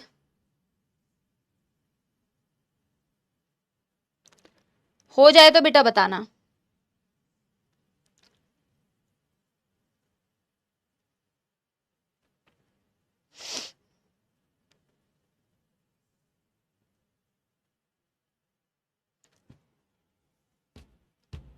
Done done everyone. देखो, हमने कहा कि ground basis तो same है। ग्राउंड बेसिस मतलब आप चाहे किसी भी डॉक्टर की एडवाइजरी ले ले, आपका अबॉर्शन तो तभी हो सकता है जब वो वाले कारण आपके इन्वॉल्व्ड हो, ठीक है, वो वाले कारण आपके इन्वॉल्व्ड हो। अब बेटा एमटीपी के 2017 का जो अमेंडमेंट एक्ट था, पहले ये बोला जाता था, आप समझना बेटा मेरी बात, पहले ऐसा था कि भैया सिर्फ फर्स्ट ट्राइमेस्टर तक ही आप टर्मिनेट कर सकते हो, क्योंकि उसके बाद अबॉर्शंस बहुत रिस्की हो जाते हैं। क्यों? क्योंकि बच्चे का बहुत ज्यादा डेवलपमेंट हो गया है, तो उस टाइम पे प्रेगनेंसीज को अबॉर्ट करना काफी रिस्की है। लेकिन फिर बेटा बहुत सारे ऐसे केसेस आए जहां बेटा 12 वीक के बाद ही बेटा, क्योंकि बहुत सारी ऐसी एबनॉर्मैलिटीज होती हैं जो आपको फर्स्ट ट्राइमेस्टर में अगर बच्चे के अंदर है तो आपको नहीं पता लगती, वो आपको तभी पता लगती है शायद जब 12 वीक्स हो जाते हैं। तो जब ऐसी सिचुएशंस ऑब्जर्व की गई कि भैया कई सारी ऐसी प्रॉब्लम्स भी थी बच्चे में या माँ में जो 12 वीक्स तक शायद डिटेक्ट नहीं हो पाई, 12 वीक के बाद ही वो डिटेक्ट हो पाई, तो मैम ऐसे केसेस में भी अगर फीमेल अबॉर्ट करना चाहे तो अब उसके पास कोई ऑप्शन ही नहीं है। तो बेटा इस रूल में मॉडिफिकेशन हुई, बोला कि अगर फर्स्ट ट्राइमेस्टर तक की प्रेगनेंसी है तो आप एक कोई लाइसेंस्ड रजिस्टर्ड मेडिकल प्रैक्टिशनर है, डॉक्टर है, अगर आप उसकी एडवाइजरी है आपके पास, अगर वो आपको अप्रूव कर रहे हैं तो एक की ओपिनियन से ही आप टर्मिनेट कर सकते हैं, अबॉर्शन कर सकते हैं, अगर आपकी 12 वीक तक की ही प्रेगनेंसी है। बाय चांस अगर आपकी 12 वीक से ज्यादा की प्रेगनेंसी है बट 24 वीक से कम की प्रेगनेंसी है तो आपको 2 मेडिकल प्रैक्टिशनर्स की एडवाइजरी चाहिए होगी, उन दोनों का कॉमन ओपिनियन बनना चाहिए, तब जाके बेटा आपको एमटीपी करना अलाउड होगा। क्योंकि ऐसी सिचुएशंस आई, इसीलिए बेटा ये जो 12 वीक से ज्यादा, more than 12 weeks and less than 24 weeks, इसको भी बेटा फिर इंक्लूड कर लिया गया। पहले तो सिर्फ ये वाला था बट बाद में इस चीज को क्या कर दिया गया, इंक्लूड कर दिया गया। अब एमटीपी का मिसयूज कैसे होने लगा था बच्चों? एमटीपी का मिसयूज ऐसे होने लगा और कई ज्यादा मिसयूज होता था क्योंकि आप एमनियोसेंटेसिस करते थे और ऐसी टेस्ट करते थे जिससे आप सेक्स पता कर लेते थे, फीमेल का सेक्स क्या है। आप देखोगे इंडिया में इतने ज्यादा फीमेल फीटिसाइड का केस आने लग गया, अबॉर्शंस का केस आने लग गया, मतलब जेनेटिक एबनॉर्मैलिटीज की जगह बेटा नॉर्मल फीमेल चाइल्ड पता चलती थी, उसके अबॉर्शंस हो जाते थे। इस तरीके से एमनियोसेंटेसिस को मिसयूज भी करने लग गए और एमटीपी को भी मिसयूज करने लग गए, और इसीलिए फीमेल की भी बेटा जनसंख्या पहले कम हो रही थी। ठीक है, तो एक नोट डाल के लिखेंगे, often MTPs were misused, MTPs were misused,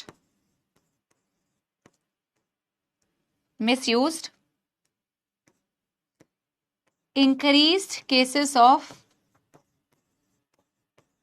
female feticide.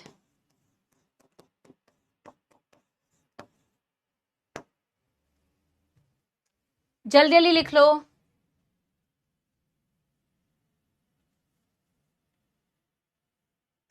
जल्दी जल्दी लिख लो बेटा।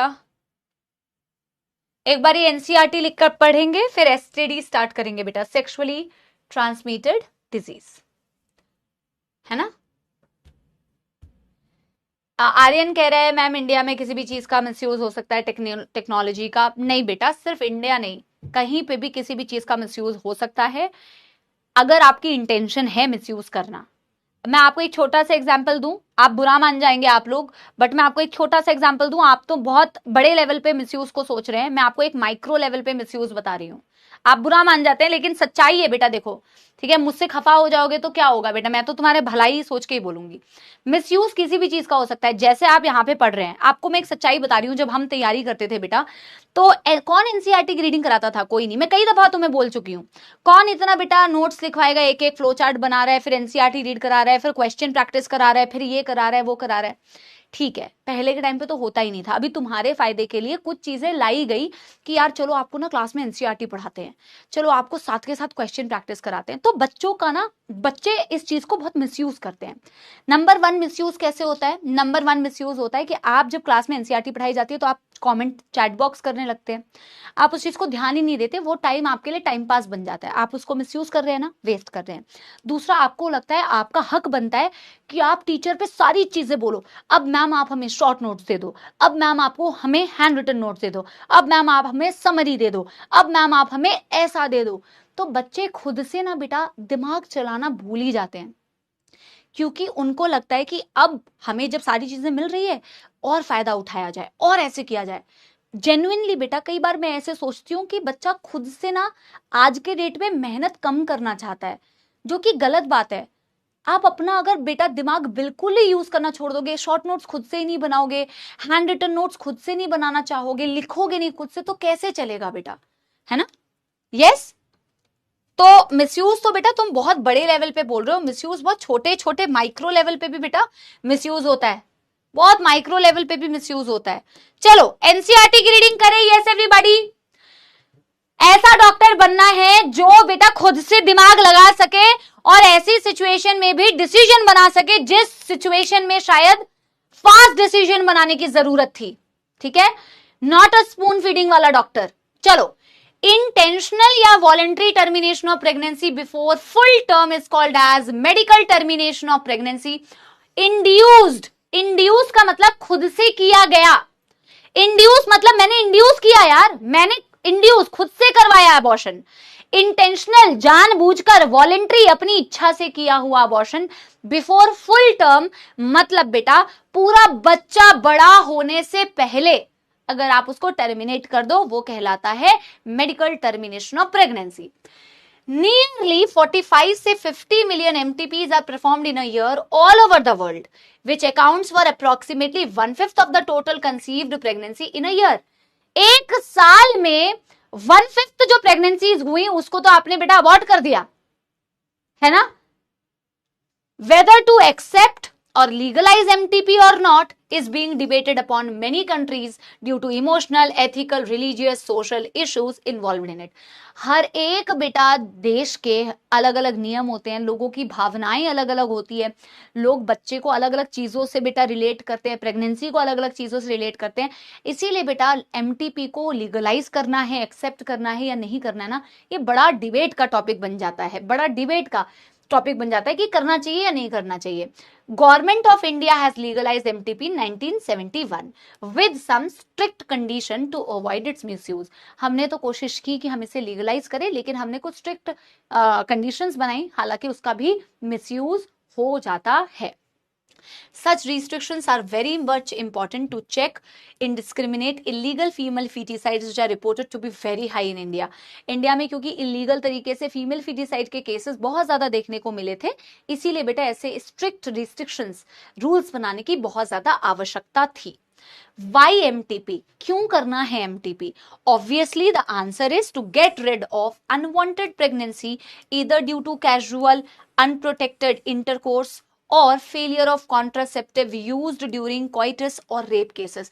खास करके रेप केसेस में एमटीपी अबॉर्शंस क्यों करना है भाई? रेप केस की सिचुएशन है और अगर आपने इमरजेंसी कॉन्ट्रासेप्टिव यूज नहीं किया, प्रेगनेंसी हो गई या अनप्रोटेक्टेड इंटरकोर्स था या फिर आपने आपने वो यूज किया था, कॉन्ट्रासेप्टिव यूज किया था बट वो फेल हो गया, काम नहीं कर पाया, ऐसी केसेस में या तो आप इमरजेंसी कॉन्ट्रासेप्टिव ले रहे हो बेटा, वो नहीं लिया तो अब मैम क्या करें? तो कई जगह पे एमटीपीज में आप बोल रहे हो कि भैया इसलिए भी एमटीपी की जाती है। MTPs are also essential in certain cases where the continuation of pregnancy could be harmful or even fatal either to the mother or to the fetus or both. MTP ऐसे केसेस में भी की जाती है जहां अगर प्रेगनेंसी को continue किया जाए तो वो माँ और बच्चे दोनों के लिए खतरनाक और फेटल, जानलेवा भी हो सकती है। MTPs are considered relatively safe during the first trimester, that is up to 12 week of pregnancy. मैंने आपको बताया comparatively safe कब है? फर्स्ट 12 वीक ऑफ प्रेगनेंसी में सेफ है वो। Second trimesters are much more riskier. Second trimester क्योंकि organ system ज्यादातर डेवलप हो चुके हैं तो वो काफी रिस्की हो जाते हैं। One disturbing trend is observed that a majority of MTP performed illegally by unqualified quacks which are not only unsafe but also फेटल।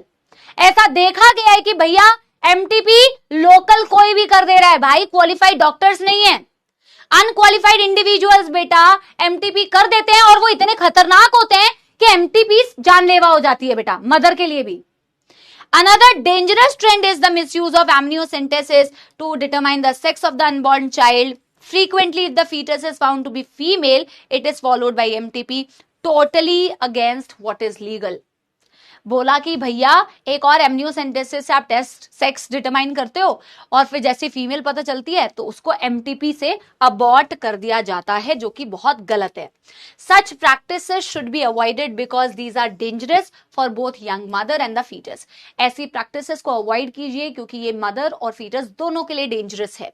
Effective counseling on the need to avoid unprotected coitus and the risk factor involved in illegal abortions, as well as providing more healthcare facilities, could reverse the mentioned unhealthy trend. अगर आपको इस unhealthy trend को रोकना है तो भैया counselling कीजिए उन लोगों की जो ऐसा कर रहे हैं, अनप्रोटेक्टेड क्वाइटस और उससे रिलेटेड जो रिस्क फैक्टर्स हैं, जो इलीगल अबॉर्शंस की तरफ आपको पुश कर रहे हैं, उनकी इफेक्टिव काउंसलिंग होनी चाहिए ताकि इस अनहेल्दी ट्रेंड को रोका जा सके। ठीक है, अब देखो यहाँ पे साइड में आपका ये एमटीपी एक्ट जो हमारा 2017 का है वो बेटा लिखा हुआ है। देखो MTP Act 2017 which was enacted by the Government of India with the intention of reducing the incidence of illegal abortion and consequent maternal mortality and morbidity. Morbidity का मतलब भी होता है डेथ। बोला MTP जो 2017 का था, जो गवर्नमेंट ऑफ इंडिया ने लीगलाइज किया, उनका इरादा, उनका इंटेंशन था कि जो ज्यादा इंसिडेंट्स हो रहे हैं बेटा, जो आपको ज्यादा केसेस दिख रहे हैं इलीगल अबॉर्शंस के और मैटरनल मदर की डेथ हो रही है जिसकी वजह से, उसको रोका जा सके। According to this act a pregnancy may be terminated on certain ground basis within the first 12 week of pregnancy on opinion of one registered medical practitioner. अगर आपकी 12 वीक तक की प्रेगनेंसी है तो आप एक मेडिकल प्रैक्टिशनर की opinion से भी अबॉर्शंस कर सकते हो. If the pregnancy lasted for more than 12 weeks but less than 24 weeks, two registered medical practitioner must be in the opinion formed in good faith that the required ground exist. अच्छा सुनो, अगर 12 week से ज्यादा की है, 24 week से कम की है, तो two registered medical practitioner must be of the opinion. उनका ओपिनियन होना चाहिए. But the ground basis for such termination is the continuation of pregnancy would risk to the life of the pregnant woman or grave injury physical or mental. उस माँ के जान के लिए खतरनाक है, उसके फिजिकल या मेंटल हेल्थ को रिस्क हो सकता है. ठीक है. साइमा बेटा अगर पुरानी, बहुत पुरानी एनसीईआरटी है तो उसमें नहीं होगा. ये लास्ट ईयर की NCERT, last to last year की एनसीईआरटी आई थिंक 2021 में जो आई थी उसमें ये एडेड था. ठीक है. There is a substantial risk that the child, if they were born, it would suffer from such mental or physical abnormalities such as to be seriously handicapped. और अगर बेटा, अरे मेडिकल प्रैक्टिशनर मतलब जो प्रैक्टिस कर रहे हैं, डॉक्टर प्रैक्टिस, तो अगर वो उनके पास लाइसेंस है तो रिस्क अगर बेटा बच्चे के पास है और फिजिकल मेंटल एबनॉर्मेलिटी से वो सफर कर सकता है, तो ऐसे केसेस में भी बेटा अबॉर्ट कर देना चाहिए. ठीक है.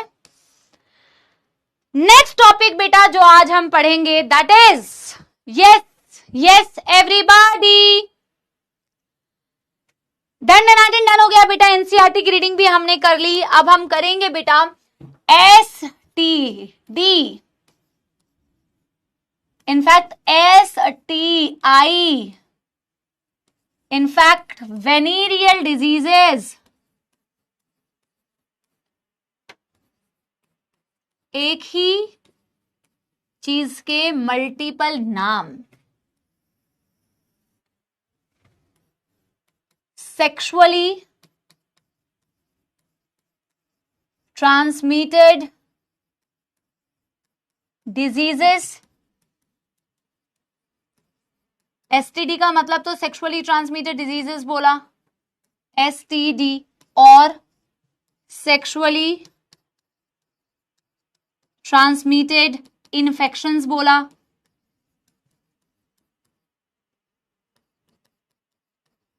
या आपने वेनेरियल डिजीजेस बोला. इसका एक और नाम है और RTI यानी कि रिप्रोडक्टिव ट्रैक्ट इन्फेक्शंस. कितने नाम है? Reproductive tract infections. एनसीईआरटी में कुछ ऐसे बेटा सेक्सुअली ट्रांसमिटेड डिजीजेस दिए हैं. अच्छा एक बात बताओ, क्या इसके नाम से नहीं पता चल रहा कि ये कैसे फैल रहे होंगे? क्या इसके नाम से नहीं समझ में आ रहा बेटा ये कैसे फैल रहे होंगे? एक बार ही बताओ. यस, एसटीडी या एसटीआई, सेक्सुअली ट्रांसमिटेड डिजीजेस, कैसे फैल रहे होंगे बेटा? Of course unprotected sexual intercourse से. आपकी एनसीईआरटी में कुछ बैक्टीरियल डिजीजेस के ऐसे नाम दिए हुए हैं, कुछ वायरल डिजीजेस के नाम दिए हुए हैं, कुछ प्रोटोजोअल डिजीजेस के नाम दिए हुए हैं. सिर्फ बीमारियों के नाम दिए हुए हैं, उनके सिम्टम्स, उनसे क्या होता है, उनके कॉजेटिव एजेंट कुछ भी नहीं दिया हुआ. तो आपको इनमें से कुछ कुछ बीमारियों के बारे में ना ह्यूमन हेल्थ एंड डिजीजेस में पढ़ना है, जिसमें एड्स के बारे में आपको डिटेल में पढ़ना है, हेपेटाइटिस बी के बारे में थोड़ा सा पढ़ना है. तो आपको इन डिजीजेस पे पीएचडी नहीं करनी. मैं थोड़ा थोड़ा कॉजेटिव एजेंट्स के नाम बता दूंगी पर वो अतिरिक्त ज्ञान होगा. सिर्फ नाम दिए हुए हैं और ओवरऑल सेक्सुअली ट्रांसमिटेड डिजीजेस के सिम्टम्स क्या होते हैं वो बताए हुए हैं. हाँ देखो, सेक्सुअली ट्रांसमिटेड इन्फेक्शंस या सेक्सुअली ट्रांसमिटेड डिजीजेस मतलब मैम सेक्सुअल इंटरकोर्स से हुआ होगा. और सेक्सुअल इंटरकोर्स से मतलब क्या भाई? दो नॉर्मल लोगों के बीच में हो रहा है तो उनको नहीं होगा भैया, किसी एक को बीमारी होनी चाहिए. और फिर अनप्रोटेक्टेड सेक्स हुआ है, आपने कॉन्डोम्स का यूज नहीं किया, क्योंकि कॉन्डोम्स क्या करते हैं बेटा? सेक्सुअली ट्रांसमिटेड डिजीजेस को रोकते हैं. अगर कॉन्डोम्स का यूज नहीं हुआ है, अनप्रोटेक्टेड सेक्सुअल इंटरकोर्स हुआ है और किसी भी एक बंदे का बेटा सेक्सुअली ट्रांसमिटेड इन्फेक्शंस उसको थे पहले से, आप बेटा अगर उसकी बॉडी के फ्लूइड के ऐसे कांटेक्ट में आए तो आपको सेक्सुअली ट्रांसमिटेड डिजीजेस हो जाएंगे. इनमें से कुछ बीमारियां तो जानलेवा है, मतलब उनका कोई ट्रीटमेंट नहीं है, उनको आप प्रिवेंट ही कर सकते हो, जिसमें से एक आप एड्स जानते हो, इतनी खतरनाक है. ठीक है, तो लिखो एक बारी. STIs usually occurs due to unprotected sexual intercourse with the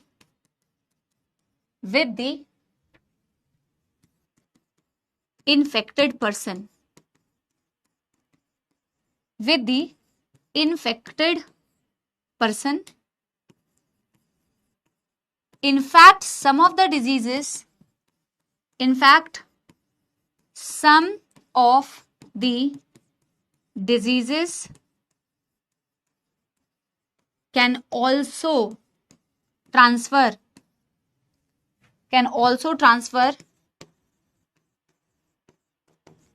because of infected syringes, needles, infected blood transfer, infected blood transfusions,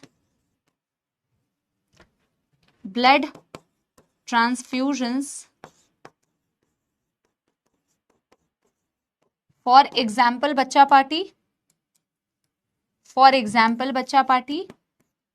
ads, full form अभी लिखेंगे, हेपेटाइटिस बी। वैसे तो आपने कहा कि मैम सेक्सुअली ट्रांसमिटेड डिजीजेस, अगर इन्फेक्टेड इंडिविजुअल के साथ अगर अनप्रोटेक्टेड सेक्स हो जाए तो मैम क्या हो जाएगा, sexually transmitted diseases. But ma'am कुछ बीमारियां ऐसी भी है जो अगर आपने इन्फेक्टेड, जैसे बेटा अगर हॉस्पिटल्स में आज के डेट पे तो बेटा डिस्पोजेबल नीडल्स आती है, लेकिन पहले के टाइम पे कई बार बेटा नीडल्स जो होती थी ना, इन्फेक्टेड पर्सन का नीडल अगर बेटा हेल्दी पर्सन के कांटेक्ट में आ गया ब्लड, तो आपको इन्फेक्शन हो जाएगा। या ब्लड ट्रांसफर हो रहा है, ब्लड ट्रांसफ्यूजन हो रही है बेटा, अगर इन्फेक्टेड ब्लड किसी को चढ़ा दिया जाए, ब्लड ट्रांसफर हो जाए, तो भी बेटा हो सकती है। इन्फेक्टेड नीडल्स और सिरिंज तो बेटा ड्रग अब्यूज में भी होता है। आपको मैं ह्यूमन हेल्थ पढ़ाऊंगी अगला चैप्टर, आप देखोगे ड्रग्स लिए जाते हैं कुछ इंट्रावीनस मतलब वीन्स के अंदर डायरेक्टली इंजेक्शन से लेते हैं। और इतने नालायक लोग होते हैं बेटा जो इस तरीके से झुंड बना के बेटा, ये आपको मैं बताऊंगी सबसे ज्यादा 15 से 24 साल के जो लोग होते हैं, ये एज ग्रुप में सबसे ज्यादा होता है एसटीआई। आप भी उसी एज ग्रुप से बिलोंग करते हैं, क्योंकि बुद्धि भ्रष्ट है, आप अपने आप को ज्यादा तेज समझ रहे हैं पर आप हैं नहीं, आप अपने आप को ज्यादा तेज समझ रहे हैं, मजा आ रहा है। तो आप ऐसे लोगों की बेटा झुंड में बैठते हैं, आपको पता भी नहीं है किसको क्या प्रॉब्लम है, और ये आपकी जिंदगी ले सकती है, जानलेवा हो सकती है। बैठे पड़े हैं बेटा 4 लोग एक ही इंजेक्शन लगा रहे हैं, आपको क्या पता किसी को क्या इन्फेक्शन है या नहीं है। तो ये जो सिरिंजेस है, नीडल्स है बेटा, ये ड्रग अब्यूजर्स को तो बहुत ज्यादा हाई रिस्क पे होते हैं एसटीडी होने के। ये 2 बीमारियां बेटा ऐसी है जो सेक्सुअल इंटरकोर्स से ही नहीं बल्कि आपके इन्फेक्टेड बेटा सिरिंजेस नीडल्स के यूज से भी होती है। ठीक है, एज ग्रुप मोस्ट प्रोन मतलब सबसे ज्यादा जिनको हो सकता है टू एसटीडी 15 से 24 साल। ये भी क्वेश्चन में आता है,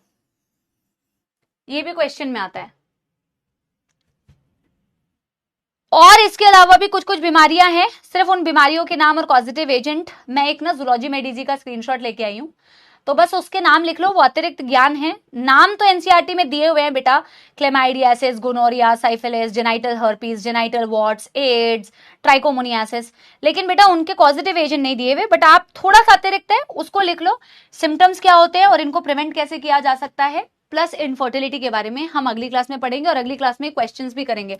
बट बेटा 1.5 घंटे में तो क्या ही हो पाएगा, 1.5 घंटे का टाइम तो क्या ही होता है ना। टच से नहीं है बेटा, टच से थोड़ी होगा, फ्लूइड कांटेक्ट में आना चाहिए। ठीक है,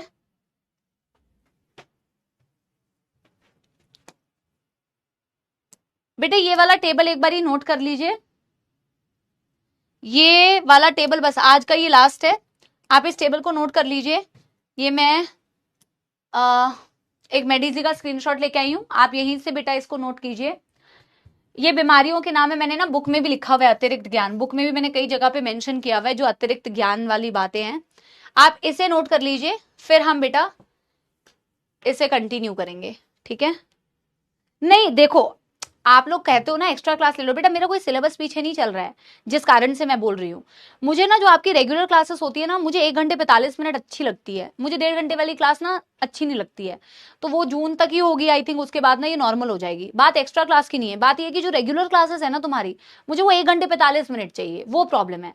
एक्स्ट्रा लेने की कोई जरूरत नहीं है कि तुम्हें भी मैं परेशान करूं, भाई तुम मेरे साथ में लदे हुए आ जाओ बेटा, मतलब का तुम अपना सेल्फ स्टडी कर सकते थे। इसे नोट करो, मैं जब तक ज्ञान दे रही हूँ, ठीक है।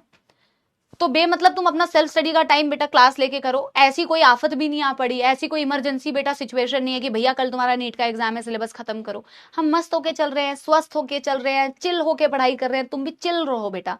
मुझे ना वो डेली वाली क्लासेस 1 घंटे 45 वाली बड़ी मिस होती है, मैं वो वाली बात कह रही हूँ। चलो डन डन डन करो, ठीक है। ये जो बेटा नाम है ना, ये अतिरिक्त ज्ञान है, ये नाम, इनमें से ये अतिरिक्त ज्ञान है। बीमारियों के नाम तो एनसीईआरटी वो इनके नाम तो दिए हुए हैं, तो आपको यहाँ पे बताया हुआ है कि इसमें से कौन कौन से बैक्टीरियल, कौन कौन से प्रोटोजोअल, कौन कौन से वायरल। मैं इसी से बेटा आगे कंटिन्यू करूंगी। एसटीडी का 10 मिनट का टॉपिक है, इनफर्टिलिटी आधे घंटे का टॉपिक है बेटा, तो वो हम अगली क्लास में कवर करेंगे। देखते हैं कल उस दिन कितनी क्वेश्चन प्रैक्टिस कर सकते हैं, थोड़े बहुत बच भी जाएंगे तो अगली क्लास में कंटिन्यू करना पड़ेगा, ठीक है। चलिए नोट कर लीजिए, आप 1-2 मिनट ले लीजिए।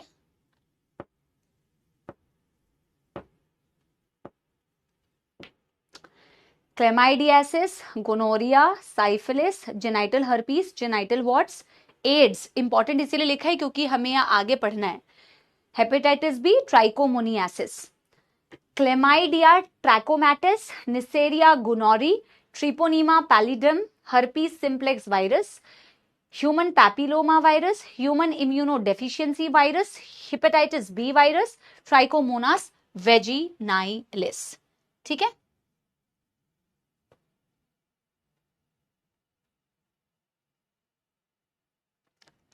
Done done done done.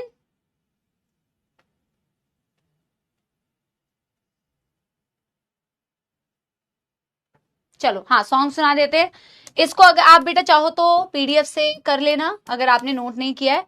आपकी अगली क्लास का भी टाइम हो रहा है, आप अगली क्लास अटेंड कीजिए। बहुत बहुत धन्यवाद बच्चों, क्लास में आप आए, क्लास की आपने शोभा बढ़ाई।